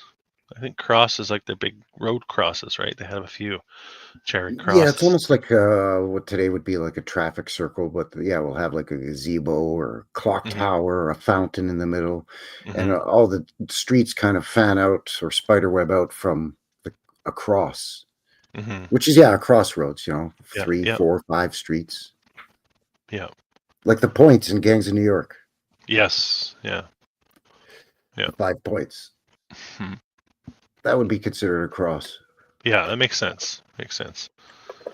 Another one. I'm not sure which one this was, but it looks like everybody's in mourning. Everyone's dressed, like they're coming from a funeral. And I don't think it's just the black and white. I think those are dark colors that they're wearing. Yeah, a lot of browns, grays, navies, blacks. Black was actually the most expensive fabric. Interesting. Because you had to use the most dyes blended together to create the color that would be black. And actually, if you shine bright light or hold the fabric up and look through it to a really bright light, it's actually not black. It's like super dark red or super dark blue or super dark green. Usually red, though. Interesting. Yeah. So you have to use more dyes to get black. So it's probably charcoal and brown. Yeah. Interesting. But Scotland, so wool's cheap there, laddie. It's cheap. Very cheap. They're shooting this type of stuff up everywhere. Just towers and turrets and a lot of postcard scenes to look at here. But all repeating that same sort of multi-storied, it feels like there's a disconnect between the architecture and the people. Like you could see 2, maybe 3-story stone and brick buildings. Sure, maybe I'll even say 4-story. You know, for a hotel or a huge factory. Again, all joking aside, the woolens, wool industry and the wool fabrics in Scotland, right? So you would expect a big wool mill or something. It would be huge, sure. But when you get to 8, 9, 10-story buildings with huge cupolas with huge domes on top of them, that's another 2 or 3 stories. Yeah. It's hard to factor in, especially again when you consider you're going to add to the build time with, and I don't mean to push again the stereotype, but it rains a lot in Scotland, man. Glasgow and Edinburgh both get a lot of rain. They just don't strike me as that organized as you see them walking through the streets. Compared to the architecture. And that's not a knock at the people of Glasgow. That's a knock at the timeline itself. We see that all sorts of places. It just seems like a scattered mess. It's been shaken and shifted and chopped up. Yeah. Everybody's walking around all bamboozled. Yeah. There's Seems strange. probably some old timers that still remember the old times, you know what I mean? And they're just miserable as all hell. Yeah. If they're not institutionalized, they're kept in some corner of some relative's, house somewhere. Oh, that's crazy old Uncle Joe. Don't pay him any attention. Yeah, they still do that to this day. Crazy. Of course, Yeah. Crazy old Aunt Ruth, put her in a home or whatever, right? Yeah. Whisper Jack, hello. Hello. There's this Glasgow cross now. Glasgow. I think we saw this one earlier. No shortage of towers, though, like I said. And the double-decker buses or something. At least they've put a cover on this one. Remember you mentioned all that rain that they would have get over there. Yeah. Because sometimes they were open top, you're right. Yeah. I wonder if they were sort of a retractable canvas, almost like you would see, I guess, in a modern soft top convertible. Yeah, maybe. Maybe it's sort of accordioned back on itself and with some kind of mechanism. I don't know. Even if it was just manual crank or something, I wonder. Maybe, yeah. But whether the top is open or closed, I wouldn't want to be sitting that close to the overhead wiring and that janky arm that's touching that wire, all that electric. You know what I'm saying? Well, it'd be a recent addition. Hey, buddy, watch out now. It's getting frizzy up here. Frizzy. You know what I'm saying? Take it easy there, buddy? Here's the Tron Gate. We saw that in the fire, one of the areas that supposedly burned. Tron Gate. Oh, yeah, all the gates burned. Yeah. It was a little bit... I think I have a better one of this, but you can see, again, all the... Beautiful, though. Look at we saw this. Here's that same tower again. Yeah. Jamaica Street. I think that came up earlier as well. Yeah, that was in the video. Nice looking balcony here. Solo balcony on the corner. The street lights get me too. They look very familiar. The style of the... Yeah, they're really high up. Yeah. I like those buildings that the entrance is on the corner rather than flat on a face. And I wonder if that's just to capitalize on foot traffic, people, whether they're coming by on the street or the avenue. It's one easy access into one main entrance or something. I don't. It's really cool, but I wonder what the idea is behind that.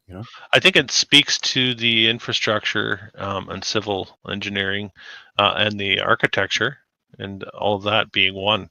These buildings look molded to the shapes of the streets. Like it's all part of the same timeline. Like the street and the building kind of go together. Because that's difficult to add a curve to any building. Ask anyone who does this, and then imagine doing it back then and how much longer that would take. There's a reason that we build to the hard 90 for the most part in the modern day, because it's the most simplistic way to do these things. Yeah. Right. Yeah. So you're adding complexity, layers of complexity here, especially as you go up level for level as well, trying to maintain that curve and trying to maintain all of that shape, and keeping everything level and plumb. The complexity, that's again gets back to the architecture does not match the chaos in the streets. Yeah, yeah, I keep exactly. bringing that up, but People dodging streetcars and horses, and people on bikes whipping in and out on pedestrians, half on the sidewalk, half on the street. And yeah, it looks like, a complete nightmare just going from the fishmonger to the bakery and back home again. But meanwhile, you look at the buildings that are surrounding all that chaos, and it's just complete bliss. And you're like, well, yeah, there is a disconnect. yeah, exactly. Nice looking fountain here, I believe. Looks like It's a fountain. crown a little bit. Yeah, it doesn't it? does. Yeah, you're seeing that a lot on some of the tops of these towers. This that crown shape, But we've talked about fountains before. Possibly part of the old world energetic system, the water. The cooling elements of water. Yeah, yeah. Very cool. I mean, it's obvious.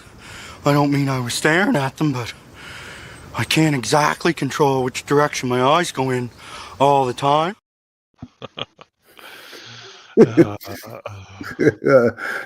Oh, bless him. Anyway, sorry.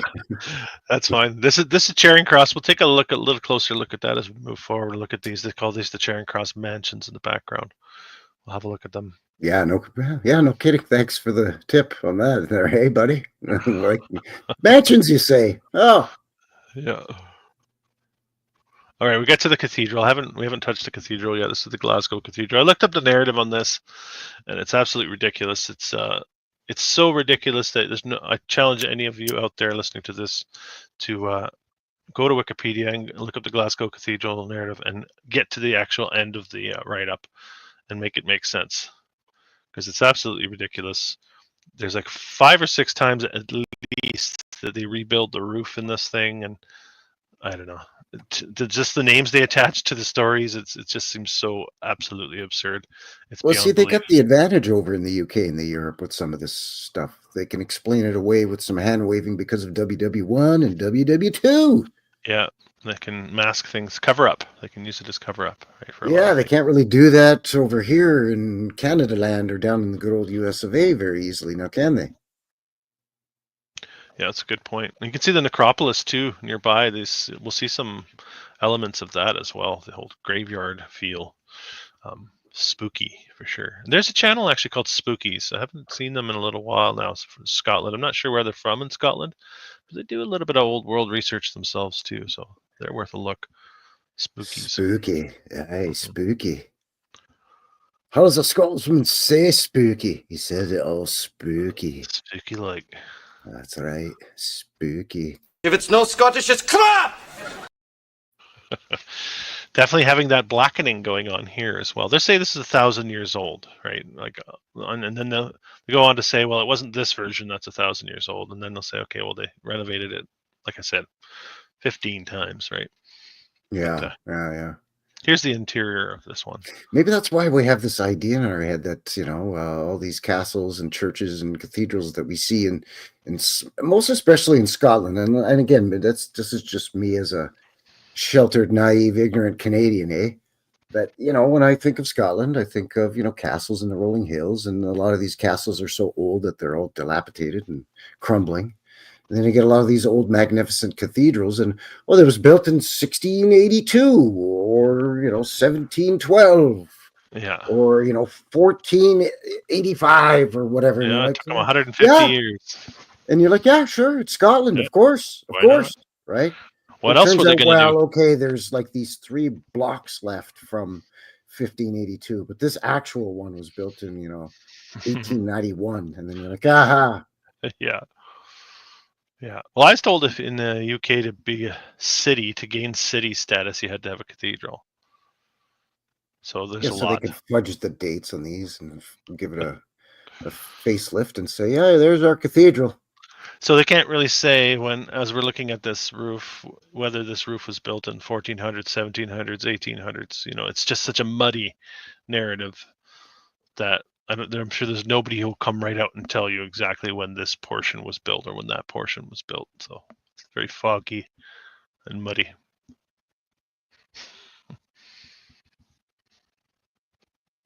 Yeah, so it blurs the age, and therefore, job well done.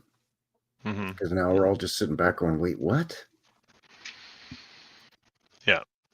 Here's those mansions I was talking about, the Charing Cross mansions. These ones are relatively new. I don't have the date in front of me. I think 1870 and forward. These were constructed. So in that era that we see a lot going up in North America, right? Wow. Now we're just going to make a curved front because that's super easy. Yeah, we're going to put this little odd shaped. Love how there's a freaking Starbucks down on the main floor. Take off that Starbucks everywhere, man. Come on. Sheesh. And I can't tell if this is the shop this driftwood or if that's graffiti driftwood on there. It kind of looks graffiti. Probably meant to look graffiti. There's a subway too over there. Of course, yeah. There's a subway. What else we got here? Really old tunnels down there. The Charing Cross mansions. But they call it mansions, so they're basically what, highfalutin, old-timey apartments? I think so. The idea? I think so. I looked for a shot of the interiors and I couldn't find anything. But that's my impression is, these were very wealthy people, probably banking district people lived in the Charing Cross mansions, we're told. Weather vane? Generally, when I hear mansion, I just think of like a freestanding single family structure, right? A big fancy estate home or something. Yeah, but I guess, why be any different than, maybe you don't want to live out in the suburbs in some mansion. Maybe you want to live where all the stuff's going on and the happening scene is down on the high street in right in downtown Glasgow. I don't know. And you know what? We'll just put some statues on that front clock on our mansions. Very World's Fair feeling to me, this, again. All the statue so you can see what time it is and also just admire some museum quality artwork all at the same time. Why not, right? Why not? As you're just riding on your cart being pulled by some donkey, literally. If I was a teenage boy, I'd be coming by the Charing Cross mansions all the time to catch a glimpse of the statues out front. Sure, you look at the boobies. Looking at the boobies. Jeez. I'm sure all the young fellers knew that statue. I'm sure they knew. What did you say? Yeah. Yeah. All right. Let's get serious. Let's get real serious here for a second. Oh, look out now, everybody. He's putting his serious hat on, eh? He's putting on his winter toque. That's his serious hat up here. We're not laughing now. He's putting on his beanie. His winter knit hat. The city chambers is what we're looking at here. Holy. So that's basically where the city council, the local council would meet to I think figure out stuff to tell people what to do and what they can't do. That's it. And then you just build because you need that fancy building for all that. Look at that thing.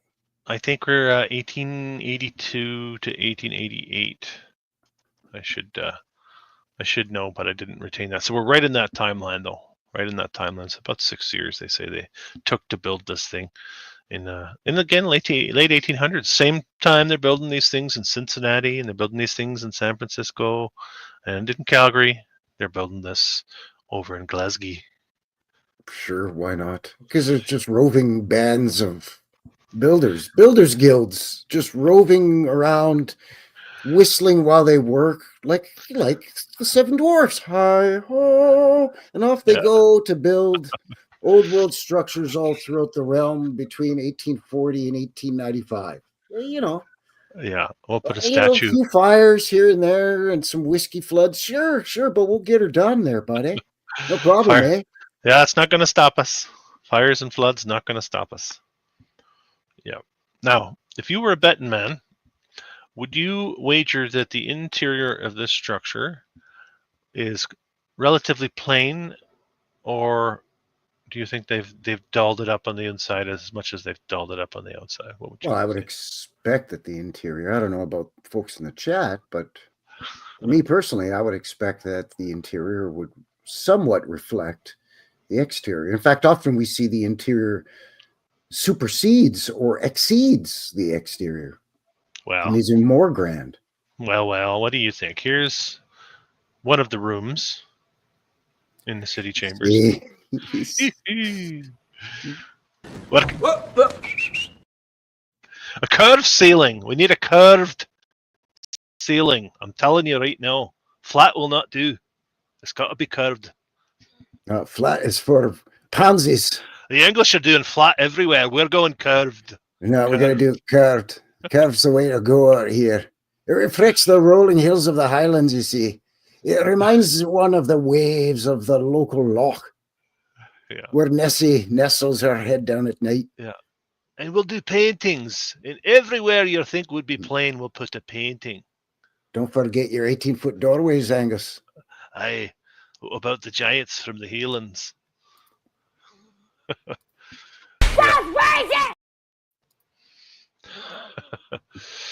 Yeah, and of course you're going to have functional stairs, but not just form, or not just function, but form as well. They have to look nice. Yeah, and that's certainly very obvious. One of the major things that we've lost in modern construction. Yeah. I mean, function is fine, of course. That's why the building is there, right? Mm-hmm. Whether it's a house or a hospital or, a train station. But, the form is just, it's garbage now. Kathy doesn't like our accents. I'm sorry, I'm just reading the comment. Thanks for the vote of confidence, Kathy. Appreciate it. I'm just looking at this thinking, all right, we're going marble. Marble stairs, sir? Yeah, it is. Sure. Yeah, these are discerning individuals in this chat, and yeah, they're all linguists, professional linguists. That's right. Accent experts. Yeah. So this reminds me, like they got a big sale on marble, and they said, well, we'll make the stairs out of marble, the railing too.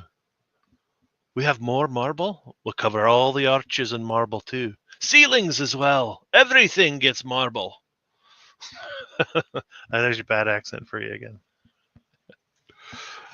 Absolutely absurd to envision coating a ceiling in marble. I just... And then in the 1880s, they've got the ability to make this crown molding, marble crown molding here. It's mind-blowing, absolutely mind-blowing. Ask anyone to do that for you in 2025, and any of this. Ask anyone to mold up a piece of marble, crown molding.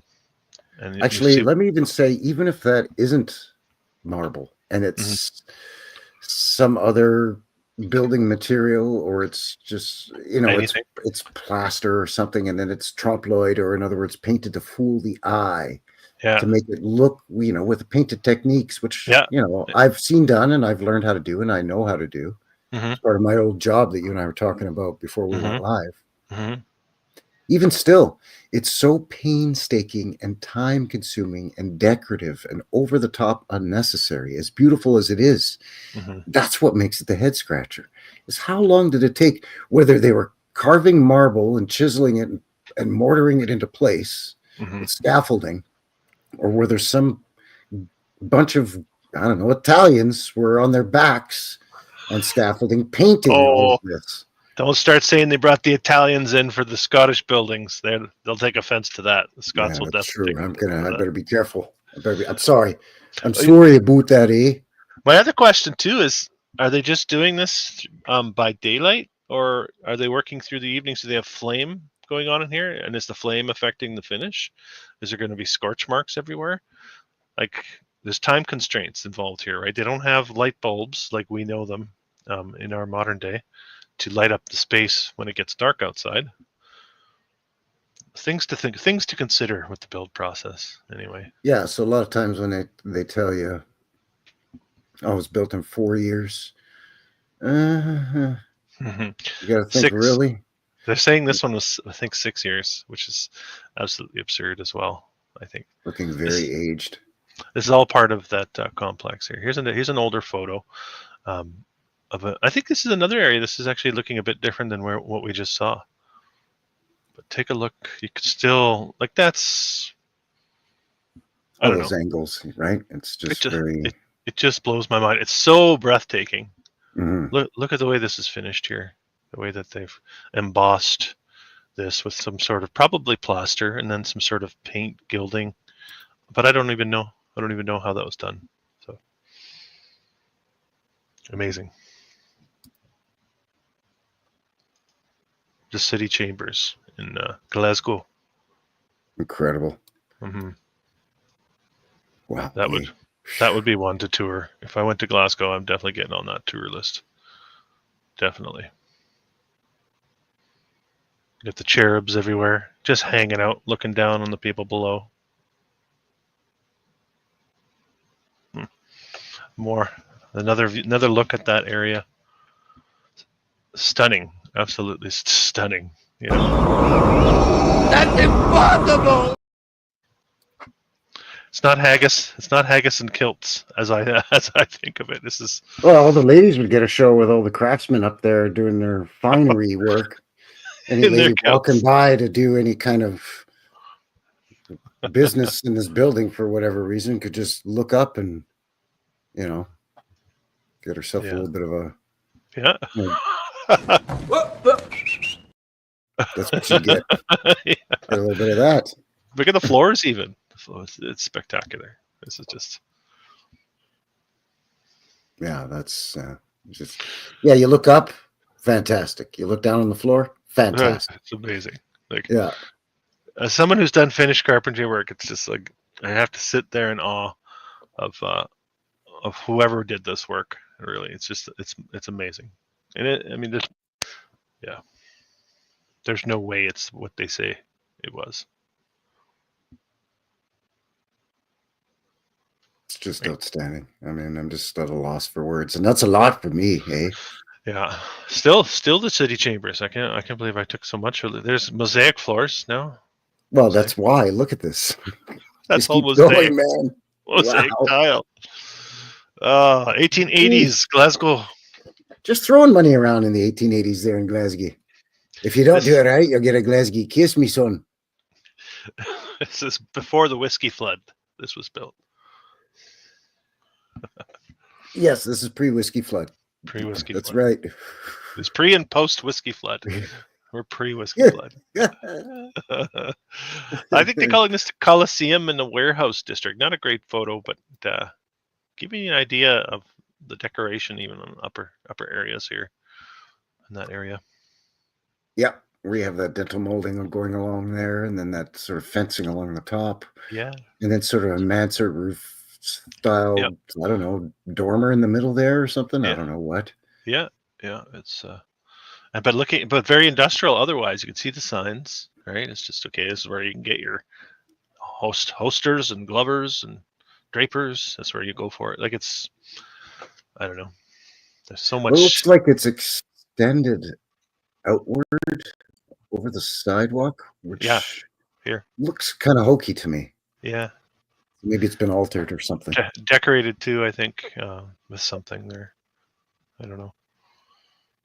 But I wanted to throw that one in there. I did find it in my my searches here. This one too, very interesting. Not sure what it is. Just another spire in Glasgow. Yeah, that's well, yeah, exactly. Just another spire in Glasgow. Buchanan Street. Now Ruth's going to see this, and she's going to get in the comments. She's going to tell me exactly what that is, and she's going to tell me that she told me what it was. But yeah, anyone who can add context to what we're looking at here, please do in the comment section below. It's always nice to put the timestamp next to it so people know what you're talking about. It's nice to know a little bit more. Always nice. Oh yeah, absolutely. Yeah, the Grand Coliseum. Same. I think this is the same place we were looking at in that drawing. You can see the sort of dental molding up top here, and this one doesn't now you have. can see the sidewalk. Yeah, that's right. Yeah. So it's gone now, right? Whatever was there before, it's gone, or else they're not in the same. See how much nicer it looks. Yeah. Yeah, definitely. They call these the Egyptian halls. Really? Mm-hmm. Strange. So they've got Jamaica Street and Egyptian halls and Yeah. Superb electrics.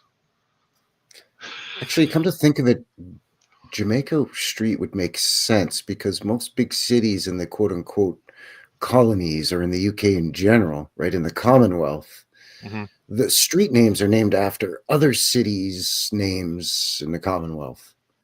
You know what I'm saying? Like we have an Edinburgh Street here in Calgary, for example, and a Quebec Street, and Yeah. Yeah, I guess it's not such a stretch, right? It's the Commonwealth. It all goes back to the Crown, and they're absolutely. That's It's always the common denominator. This is that Egyptian, again, closer look at some of the actual detailing going on here. Very, very intricate. So many of these. Yeah, interesting.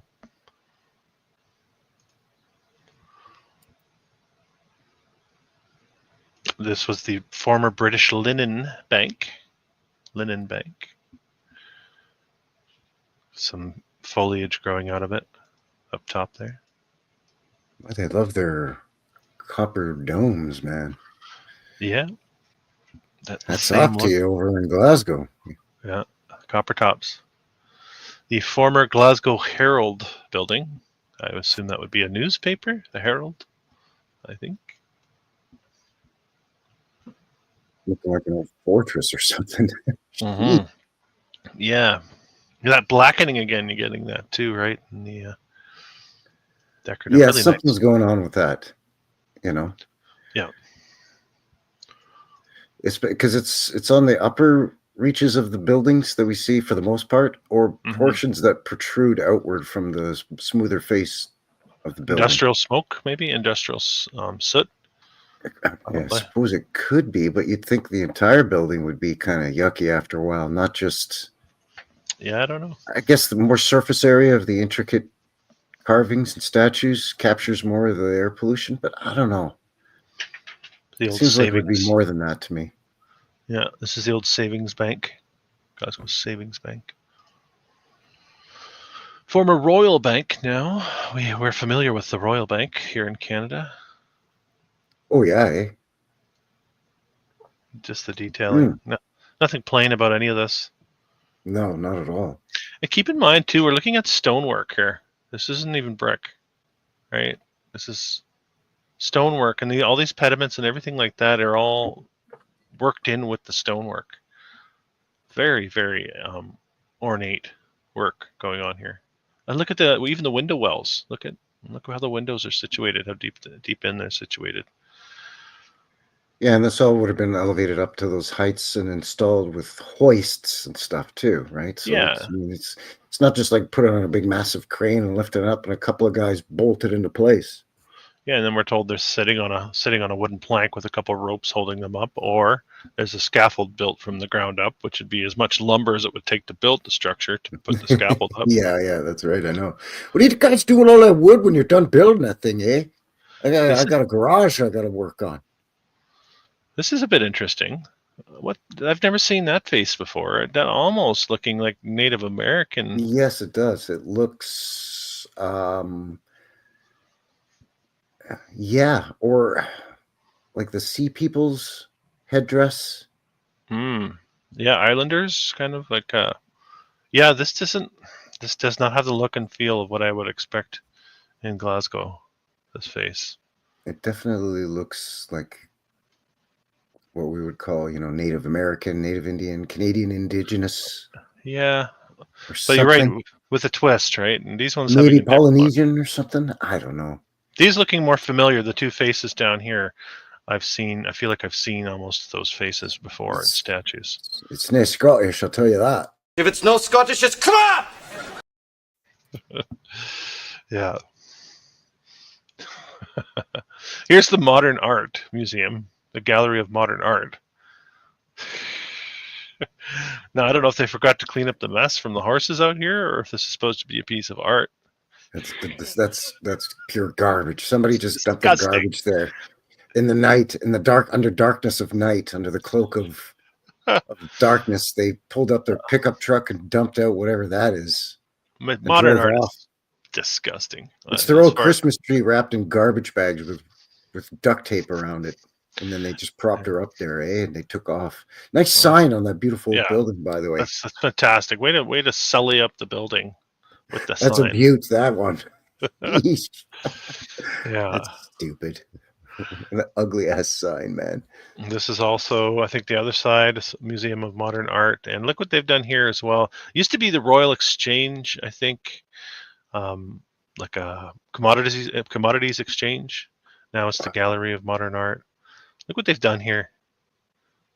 Awful. Well, yeah, that's terrible. But I like Yeah. the cupola with the clock tower. But yeah, that's again Nice. sheer garbage. What is that? Yeah. Get the hell out of here with that. That's terrible. Yeah. The building, just any sort of art they attempt to put inside or on the outside of this pales in comparison. Look what they've done here, even on the statue. Oh yeah, well that's Sacrilege. It's sacrilege.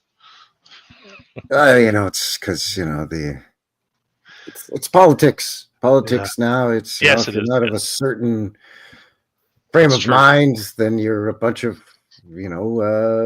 filthy colonists that went around deleting people.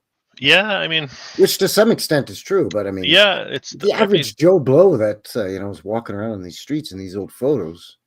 It had nothing to do with that, man. Don't go Everything's- defacing your beautiful city. Yeah, it's Like mostly peaceful riots, a few years back, Mostly if you peaceful. remember, Yeah. where they would burn down their own city, and it never made sense to me. I'm mad at the government, or I'm mad at whatever I'm perceived to be mad at. So I'm gonna burn down my own neighborhood, and then the next day I gotta get milk. Yeah. Damn. Yeah, I should've got exactly. milk last night. Damn it! I trashed the grocery store yesterday. Now I can't get it. I looted, and I forgot to grab milk when I looted. I grabbed these Nikes and these flat screens, but I forgot milk. Yeah. My wife's gonna kill me, eh? Glasgow Cross. This one, Glasgow Cross. I'm not sure the exact designation of this building. We've seen it a few times already in postcards. Very interesting looking structure. I like those sort of turrets in couplets there on either side. Unique, right? Unique feature. Yeah. And even the three, I don't know, maybe chimney towers, whatever you want to call them, and behind, like, yeah. And this is sort of like the double four corner. You got in the four corner again up top here. Even here, you've got even 1, 2, 3, 4 more baubles or whatever you want to call them. And there's a bells. They love all their little. Yeah. I mean, that's beautiful. But It's again, that's being way up there working on that. Yeah. You're thinking, why is the boss man got me up here, my ass hanging in the wind, building this? Is this really necessary right now? When I go home, all I've got to eat is turnip soup. That's right. Right. I hope we can get that flood of whiskey going soon. I'm up here praying for a whiskey flood. Whiskey flood would be fantastic. I could go for a nice whiskey flood right now, I'll tell you.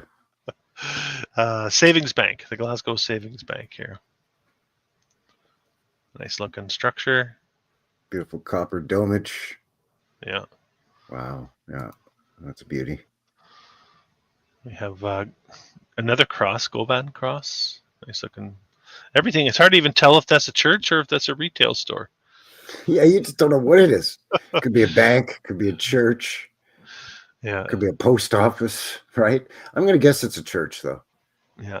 But, I mean, your guess is as good as mine. Somebody get that filthy horse's face out of that public drinking fountain, please, buddy. Angus, your horse again. Again, he's drinking out of the...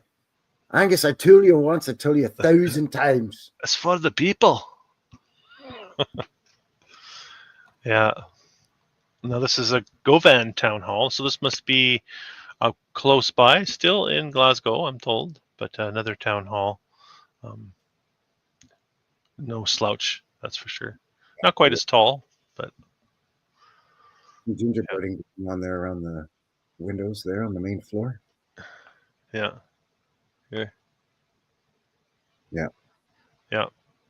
Nice looking place. Let's see here. Glasgow Green. Just the green is what they call it. Look at that fountain, though, man. Come on. Now, is this the one we saw earlier? That's Queen Victoria. Excuse me. Yeah, that they've placed the old Queen on. We're seeing the back of her. She got her back turned to us here. But this is the Queen Lizard herself. No, Queen Victoria. Sorry, Queen Victoria. Ere I say, correction, Lord Subject. Queen Victoria, if you please. Yeah, they claimed it all for themselves. The victory. To the victors go the spoils. Right. Regina, the Virgin Queen. Yeah. All right, moving on. The North British Fountain, Station. man. Wow. Yeah, it's incredible, right? We've seen a couple fountains too. A lot of monuments as well, which I have contended and I have seen in other locations that fountains have been converted to monuments.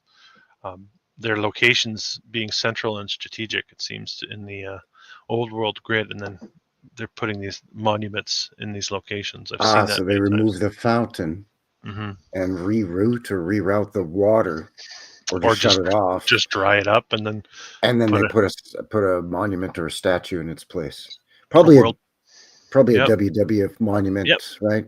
Exactly. Or in the States, it can be the Civil War, World War I, World War II, or else it's in the British. It has something to do with Queen Victoria and the takeover. Yeah. So the St. Enoch Hotel. I think this was a train station, if I'm not mistaken, and I don't think it still stands. I couldn't find a lot on it. Super fancy just to catch a choo-choo, you know what I'm saying? Definitely. Oh, the dog. I don't know if you guys can pick up the dog in the background there. Sorry about that. Dogs, even the dog can't believe it. He's like, nope. The dog and the cat just seem to jar at each other around here. I don't know what it is. Ever since we had the kittens. Oh, that'd do it. Mm-hmm. But they're gone now. We kept one. Maybe that's what it is. But so look at this. We have the lower area here. This is the same hotel, right? And there's a train station under there. Yeah, I don't know which one's supposed to be older. Actually, this looks like they're adjusting what was once there. Hard to tell though. What came first? Nice looking place. Sneak peek of the necropolis. I mentioned that earlier, adjacent to the cathedral. Getting a lot of this going on in the necropolis or graveyard area. So I thought I'd throw some of those in there. Yeah. Look at that. Mm-hmm. Kind of a mishmash. Oh yeah, different ages of stone walls and maybe repurposed. Look up here too. Like some of those arches are repurposed from older buildings that, whatever, right? Yeah, no, that's interesting. That's a good point. I actually never thought of that. Maybe they're actually using the rubble from the demolitions, possibly. That's a good point. That's a good point. From what I understand, they've done that a lot. Not specifically just in Glasgow, mind you, like everywhere. Of course. It's pretty huge. Don't know why that never crossed my mind, but it makes total sense. And I believe this is a bank as well. Much of the same style of architecture, though. This is unique, though. Look at the roof on this one. Yeah, like, wow. What's going on there? Very techie looking. Who's drawn that up, right? And who in their right mind, unless it had some sort of function, really? Yeah, like this is how I want my roof. And the guys that are going to build it are looking at it going like, what? What you got that sticking out of there for? It's a lot of bother, I tell you that. Can't we just put one of those fancy little caps on the top there, like all the rest of these places? Yeah, that's right. Yeah. The King's Theatre. We're looking at the King's Theatre, not the Queen's Theatre this time. This is the King's Theatre. Looking fairly run down. Yeah, a lot of discoloration. What giant balls, pardon me, but you know what I'm saying. Well, that's when they get neutered, they lose their balls off the top, right? What did you say? The King's Theatre. Look, horse-drawn streetcars, of course, but this thing firmly intact at that time, of course. And this is the interior of the King's Theatre. Outstanding.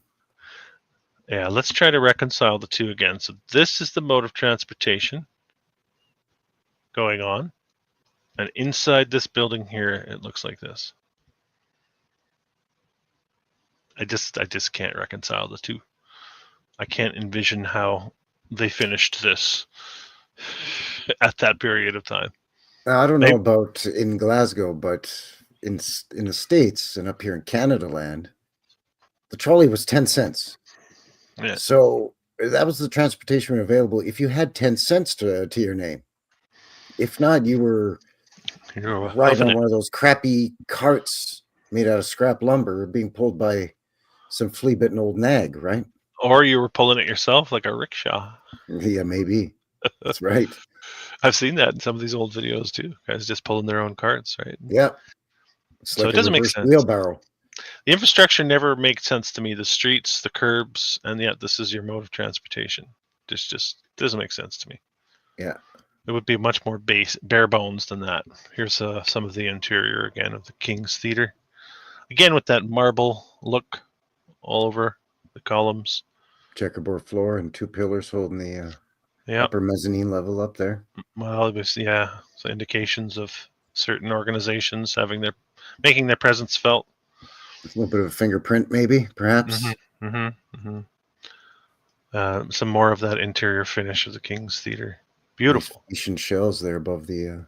Yeah. This is where you go watch a Proclaimers concert. Sure, yeah.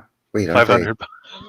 Are they Irish or Scottish? I guess they are Scottish. Oh, they're Scottish. Yeah. When I wake up. Da. Yeah, that's the one. That's the one. Here's they call this the McLennan Arch. Interesting. Just to be the man who'd walk 1,000 miles. Yeah. That's right. Gotcha. That's right. Yeah, there's the nice obelisk in between the arch. Yeah, you got to have a penis in your city somewhere.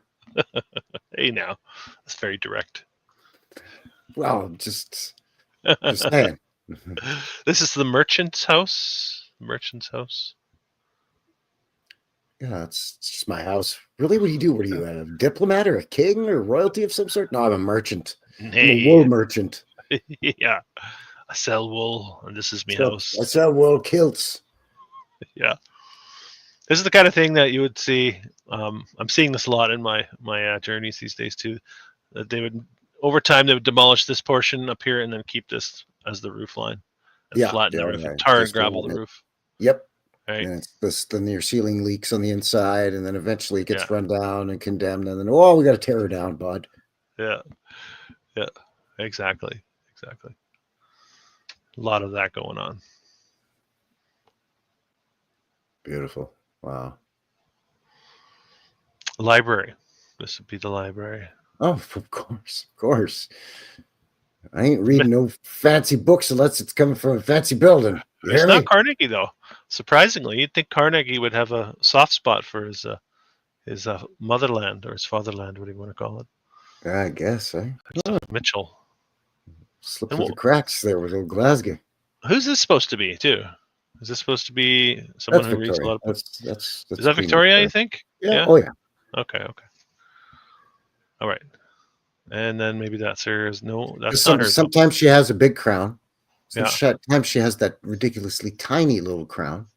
And sometimes she has almost like a nun's headdress on. I've seen that. But this is not Victoria up here. This is too much figure for Victoria, I think. Yeah. No, I don't think that is. That's a goddess of some sort, I would think. Yeah, I would imagine. All right. Interior of the dome in the library. Yeah, whatever. Not so great. Whatever. Just another dome in Glasgow. Sheesh. They were doing it over there as well. Same time frame, all within the same couple decades. This is kind of looks like a state capitol building a little bit, inside and out. Very much so. And if this were in, let's say, the great state of Mississippi, it would be a state capitol. Maybe a courthouse, but probably a state capitol. Yeah, one or the other. Yeah. But in Glasgow, we can get it to look like a library. Yeah, that's where we put our books. It's fine. Mm-hmm. Yep. The National Bank. We might have seen this earlier or not. I don't think so, though. There's ones that's very similar. Look at on the top of all these two. Each turrets and stuff, like sheesh. Yeah, a little receiving rod. Yeah, cool building. That techie stuff. Yeah. I thought you were just talking about the turret that protruded on top of the turret, right off the top of the ball there. Yeah. Yeah. Okay. Another portion of the necropolis. This is in the necropolis there. Okay. Yeah. reminding me of stuff I've seen in places like Turkey and that region of the world. Yeah, So, Armenia. Armenia, that was Turkey. what I was trying to remember. Yeah. But look at the detail on this, and looking actually kind Maybe of worn. Ethiopia a little bit too, you know? Yeah. Looking very worn. Okay. Another one from the necropolis. Definitely could have been the top of a building. It has that same little dome style on the top. And they've just taken the top or whatever and plonked it down onto the ground. Very possible. There's Duncan McFarlane back there. 1771 to 1857. Maybe. Hard to believe a lot of this stuff. Obelisks everywhere, you know, to get in the way of your believability.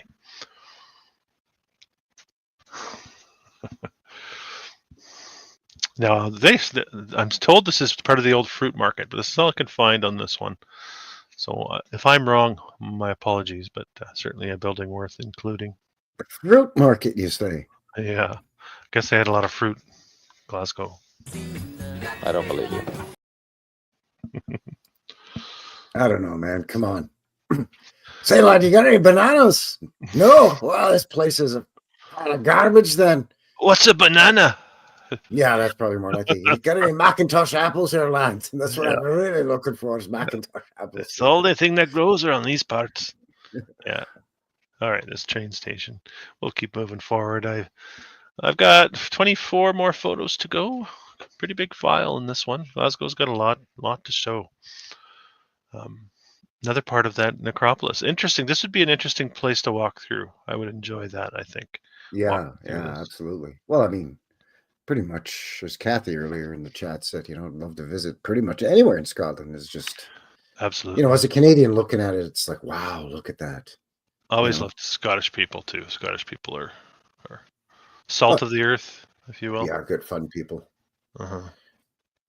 Well, you get what you give, right? If you're a good, nice person and you put that out there when you're out in your travels, you're going to get it back. Mm-hmm. You might get pickpocketed or mugged, but you might find some nice people too.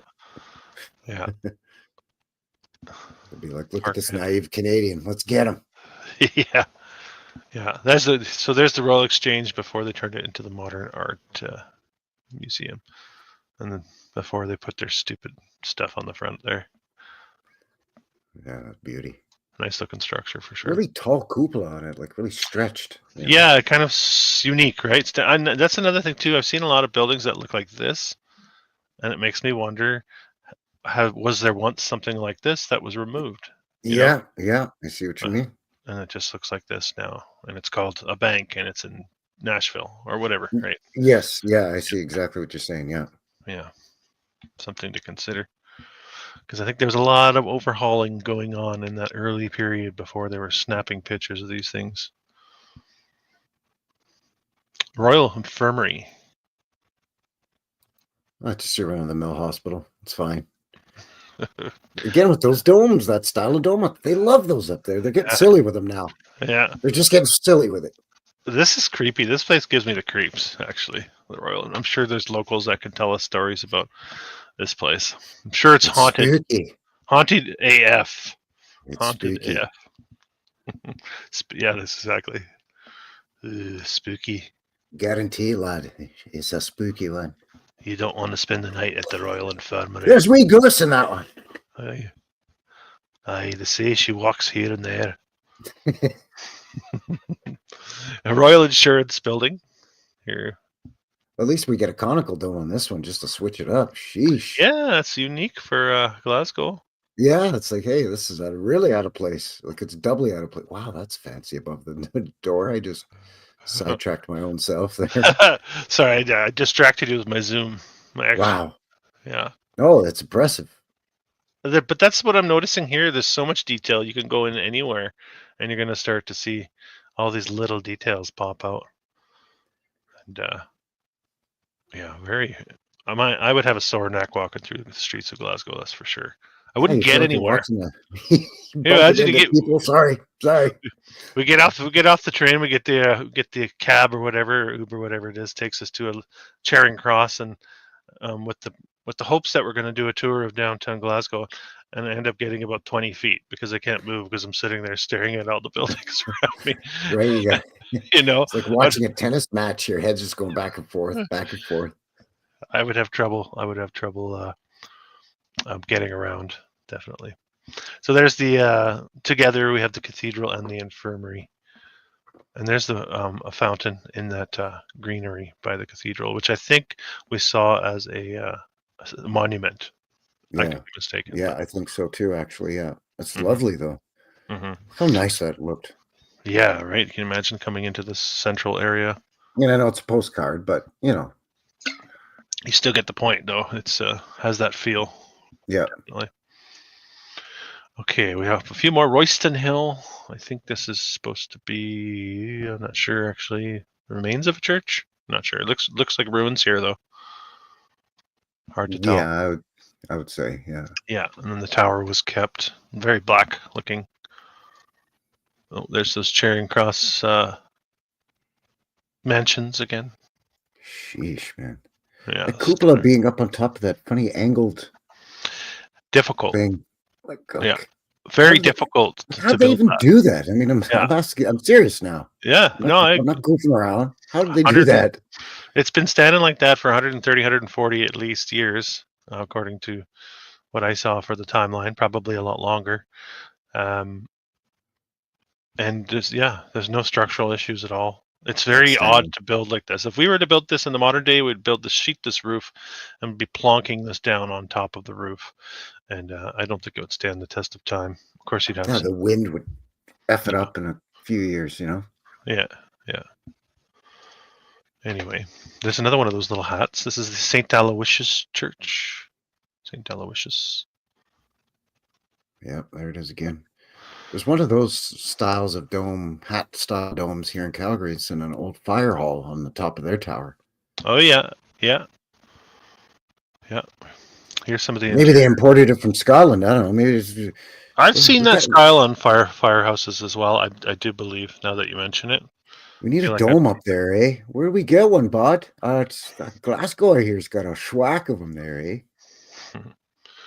Yeah, and we got the pipe organ, of course, in the St. Aloysius Church. St. Andrew's in the Square, this is called, looking very similar to what is now the Modern Art and the old Royal Exchange. More statues along the top, though. Mm-hmm. Those are urns. Similar but different, yeah. And do we have an interior shot? Yeah, this is the interior of that building. St. Andrew's on the Square. Look at those Not columns. Not bad. Sheesh. No slouch. That's no slouch. No, she's just toot sweet there, bud. Yeah. The Technical College. Look at the slope on that, eh? Wow. Straight up there. Sheesh. How many floors? Well, what wing of the building are you talking about? One story. My office is on the 4th floor on the northwest corner, but it's on the 1st floor on the northeast corner. That's right. What?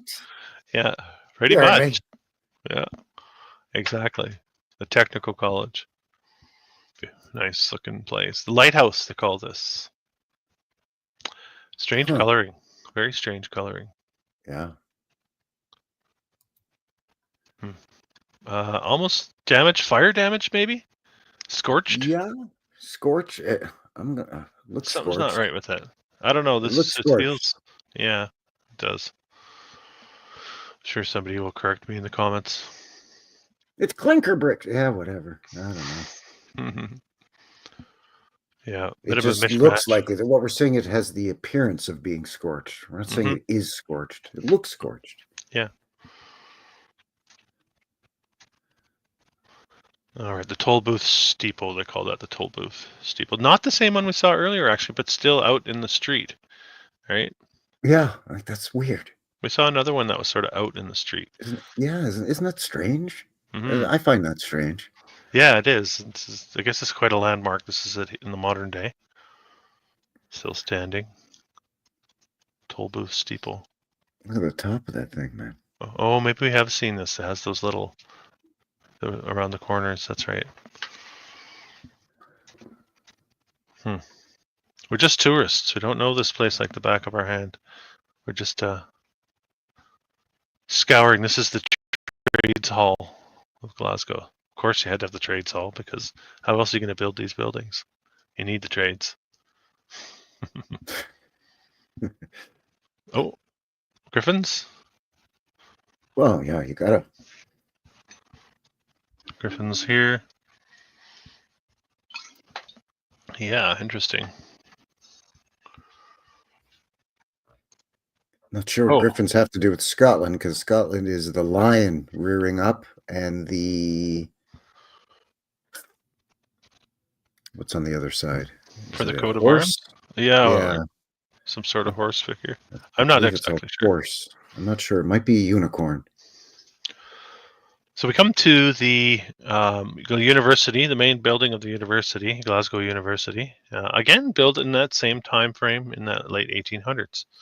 So again, all of this going up at the same time that all of this is going up in North America, these types of buildings, we're being told. So the reset narrative existing in Glasgow, much like North America, which goes against what we might assume, thinking, okay, you know, maybe they were going to tell us that these are 200 and 250 years old, but that's not the case.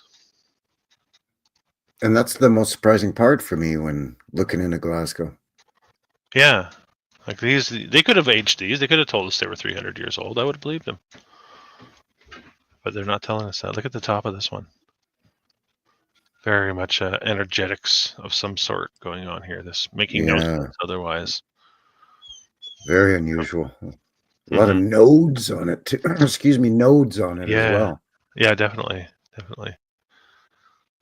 Yeah, the old main building of the cathedral. This is the cloisters. I think this is connecting the buildings in that university area. Wow, man! All those angles, so complicated. So difficult to even fathom how that was done. Spectacular. Again, looking very churchy. The interior of some kind of church. Yeah, giving you that Hogwarts feel, right? It's a university. Like this is a real Hogwarts, real life Hogwarts. So probably inspiration was taken for that, and even right down to the wizards. Here we have the wizards at Glasgow University, which is a very old university. You'd have a lot of inheritors coming out of Glasgow University. These sketchy buggers, eh? Yeah, definitely having that feel of. Is this guy hiding his hand? Yeah. Yes, indeed. Well, this is my last photo of Glasgow, so I thought we'll end it on the university, but bit exhausting. I think I have to put my feet up and have a nice scotch after that. Start praying for that Scotch flood, the whiskey flood.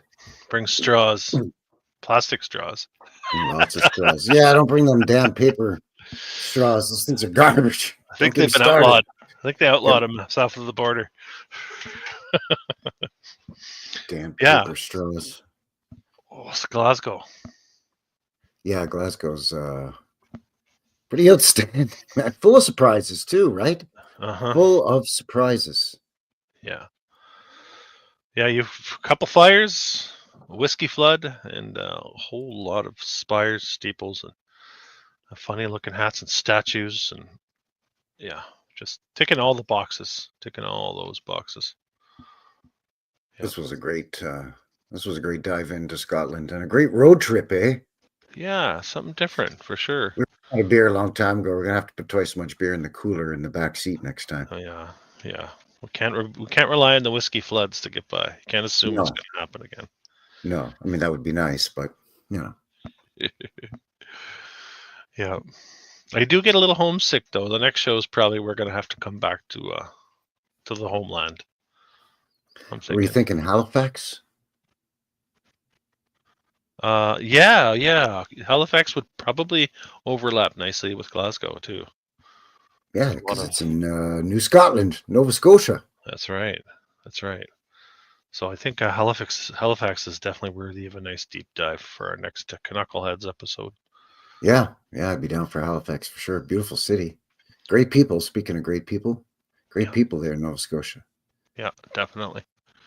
And I'm sure we're going to find lots of shenanigans and wackiness with the narrative on that one too. Yeah, I'm per sure usual. the timeline will probably be right in line with Glasgow too, with a lot of what we saw. So Yeah, and just because it's in Canada, don't forget Canada's so bloody big that, I mean, aside from maybe a separate video that Chris might have done on Halifax or something that I might have up on my channel in terms of vintage footage of old movie film footage, you know, home movies or whatever of Halifax, we don't really know a lot about whether it doesn't make any difference if it's someplace in Canada or if it's someplace overseas. We have no idea. Canada's just so big. yeah. I've only been to Halifax once. Have you ever been out east to Halifax? Oh, are you kidding me? No way. That's like a week to get there. Take me for driving. Yeah, it'd take you 5 to 7 days to drive for sure. Yep. Yeah. Oh, that's no problem, eh? We need to bring back air travel. Just put 2 coolers in the back seat. You'll be fine. Cheap air travel we need to bring back. Not these. Yeah, that's true. The dirigibles. So what's going on? Let everybody know what's happening with any upcoming projects and you know. Yeah. Plug your books too, there, bud. Oh yeah. I got a couple books. I got Matrix Reloaded yet again, one I wrote with John and Melissa Reiser. That's available.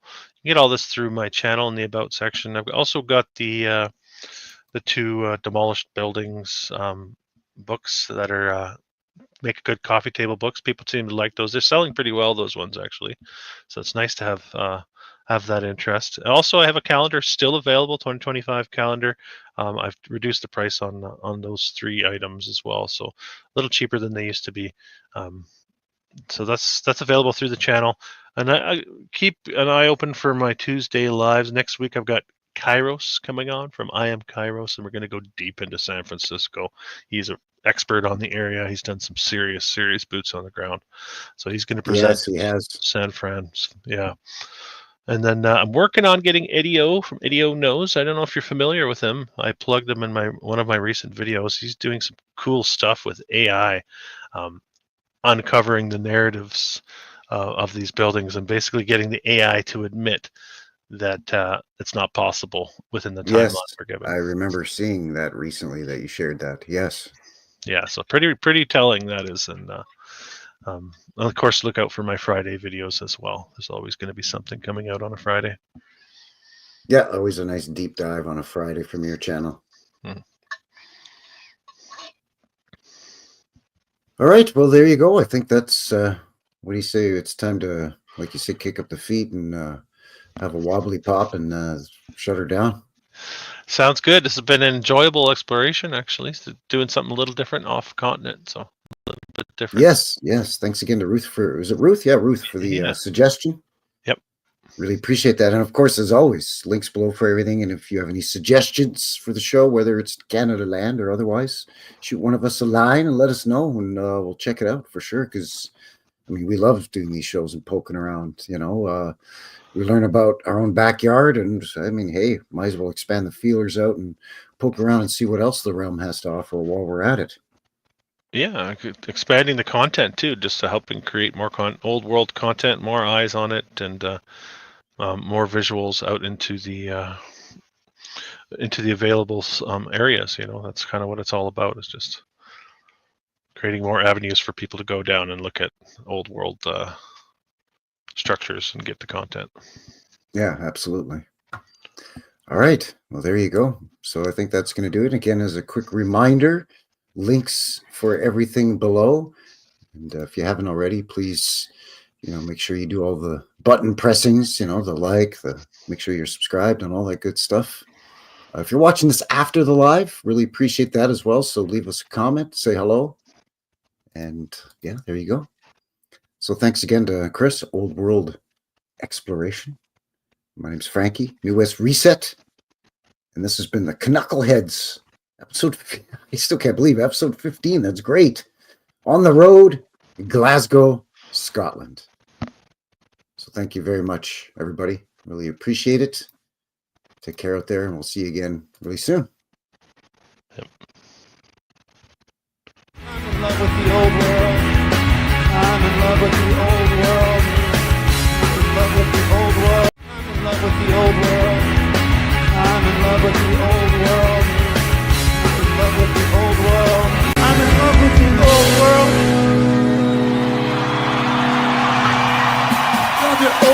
ways. I think that was like our best show ever.